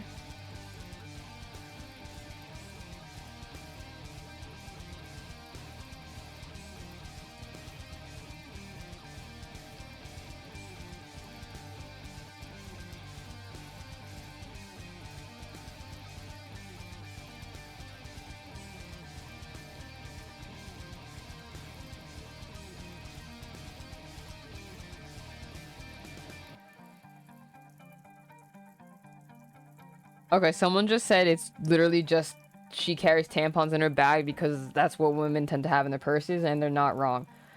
So there is no secret hidden use for the tampon. It's literally just because you never know when you need it. And in this case, we didn't, so that's good. We didn't bleed through our pants. Very nice, very nice. That's another point for realism right there. That when he said there is no fantasy, he was right. This game is too real. Oh, how are our stress and bladder doing? Stress is okay. Oh, I see our bladder is like elevated. So I guess what happens if we have maybe too many cups of coffee, it won't let us have any more until we go empty our bladder. That's probably how they stop you from just constantly getting coffee. They like make you go back to the bathroom. Interesting, interesting. What else was I gonna... What else were we gonna do? I forget what I even said before. I was gonna write my review later, probably. Was there anything else we wanted to look up, though? We did the tampons.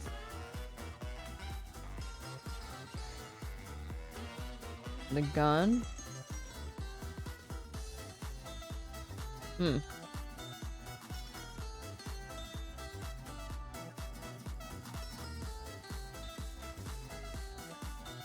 yeah, let's stay with Rudy. Rudy, we're gonna stay right here. I think that was it. Yeah, let me put my notebook away. So, okay, so my rating right now, I might think about it further and it might change in what I put down when I write it. I'm gonna give this game out of 10. I mean, my typical rating is out of 10. I think on Backlogged, you just give it like 0 out of 5 stars. But if I had to rate this game out of 10, oops, oh, can I get a review? Look at all of our gachas. Ooh, yeah, do that. All right, Rudy, come look at our gachapon with us. All right, Rudy wants to stay outside in case he has to go to the bathroom. Cute. Okay. I wish it gave us like a description of it, kind of like in Smash Brothers, where the trophies are characters and you can read a little blurb, but. These are indeed characters from some older Simogo games or other Simogo games. But yeah. So if I had to give this game out of 10, I mean, so not including the really abrupt ending sequence, I honestly would have given this like a 9. But I think I have to deduct a point or two just for the very like abrupt ending. So I'd give it like an 8. It was just pretty solid for me. So if I transfer that to the 5-star rating on Backlog, that would probably equate to like a 4. I would give this game a solid 4. I can't really give it a 4.5 though, because the controls at times were a little bit clunky.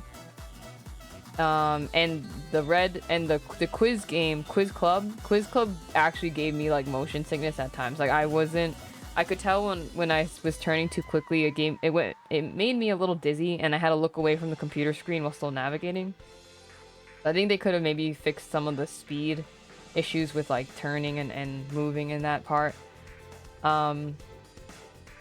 Yeah, I mean, from what y'all have thought, from I guess the bits and pieces you have been paying attention to, what do you guys think? Yeah, it probably is a good idea if I write this article now. Or not article, write my review now. But I know I'm gonna forget. That's also why I have not reviewed a lot of older games that I played, because I just have not had the chance to sit down and write them, so. Let's see, is there any other unfinished business we had in terms of story type? Yeah, I've made peace with the story. It's good. I like it. It does leave a lot of things up to the player, which I appreciate. You know, they don't want to baby you too much, which I understand. Which is probably why they didn't want to spell everything out too much at the end, because by the end of it didn't make sense. Like, I did understand that that's the truth of what happened. Yes. I gotta get a little more formalized in my backlogged writing. I don't really stick to categories. I should probably categorize it. It helps make the review easier. But yeah, check that out. That'll be posted on my page soon. Also, don't forget to vote in the Game Awards. You can also skip categories that you want to like recuse yourself from. So for example, they have like a best like ongoing game, and it's a bunch of MMOs that I don't play. I just didn't vote for that category because I have no true opinion on any of those games. And the Game Awards air on the 12th. Oh, you know what I also have to do? Speaking of doing things after this, I have to make a book club graphic for book club, which is Sunday at 11 a.m. You know, insert plug here. So don't forget to finish reading, what was it, part 3 of The Hero of Ages, and we'll have a discussion on Sunday at 11. So be prepared, bring your book club notes. Hopefully everyone finished reading already. But yeah, that's all I have for today. So unless anything had anyone else, I'm going to end the stream here. I'm thinking about uploading all of my VODs to YouTube just for like posterity. Not that I think anyone is gonna watch it, or that I think my playthrough streams have been good enough for like YouTube playback quality, but like, or not playback, I mean just like YouTube watching quality. I think if I was actually being like a serious like Let's Player, I would have done a lot more things and slowed it down and or just explained more things in certain areas. But yeah, that was a fun game though. I really enjoyed it. It was good game to buy on sale too, which I highly recommend. But the next stream game will be Metaphor ReFantasio, with maybe some Final Fantasy VII sprinkled in. I might just finish Final Fantasy VII on myself because we are trophy hunting for the Platinum Trophy. But like I said previously, not sure if I'll actually get to the platinum just because it requires doing the legendary and brutal Chadley challenges, which are insanely tough. And apparently the director had an interview recently, and he even apologized for how difficult those boss battles were and just how difficult the platinum trophy is to attain in general. So he kind of knows that they kind of screwed with the difficulty scaling on those achievements there. So we'll finish the game in hard mode, and I think I'm satisfied leaving my playthrough of Final Fantasy VII Rebirth there. But if that's all, I got a book club graphic to make up, so we're gonna end the stream. It's already 9:30 anyway, so I think that's a good place to end. I'll also be able to catch some sleep, so oh, not a public apology. Yeah, you know those Japanese people love their public apologies. It was also in addition to, like, he was like releasing some details about the third game, just like, oh yeah, it's in development now and we're like full steam ahead, etc. But yeah, he also was like, oh yeah, sorry by the way guys for making the platinum trophy so hard. We effed up. But you know what he didn't apologize for, which I was surprised about, because you know how a common complaint was that there was too many minigames in Final Fantasy VII, where I didn't think there were too many. There was definitely like a large number, which I didn't mind the minigames. They kind of gave you a change of pace for it, and they weren't too annoying to do.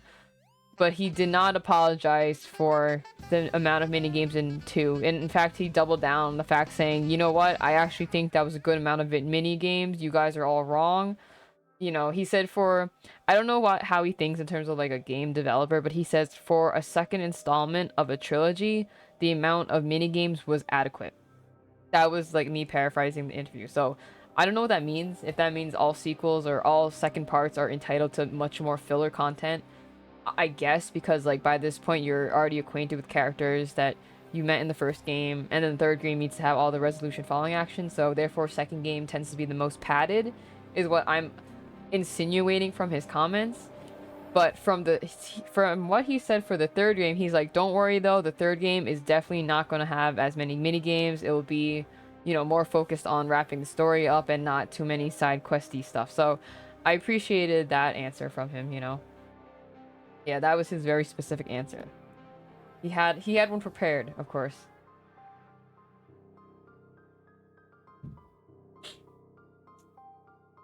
But yeah, if there's nothing else, I'm gonna end the stream here. I wish everyone a good night, a happy weekend, stay warm. Don't forget to buy all your groceries for Thanksgiving if you're celebrating next week. And we should catch you back here on Sunday for book club, and then Monday, if I'm free, which I should be, we're gonna play Metaphor Re Fantasio right on schedule, and you guys will get to see me, I think, battle the boss of the first dungeon, because that's where I wind up playing into last time off stream. So exciting stuff, and then we'll be in Metaphor Re Fantasio hell for quite a bit, but I don't think I'll mind. It's a very good breath of fresh air, RPG wise, and you know, content from Atlas wise. And then who knows what we'll play after that. Maybe Persona 5 Tactica, which I also just bought last week. So I actually don't know how long that game is. I don't want to be playing like side games too long.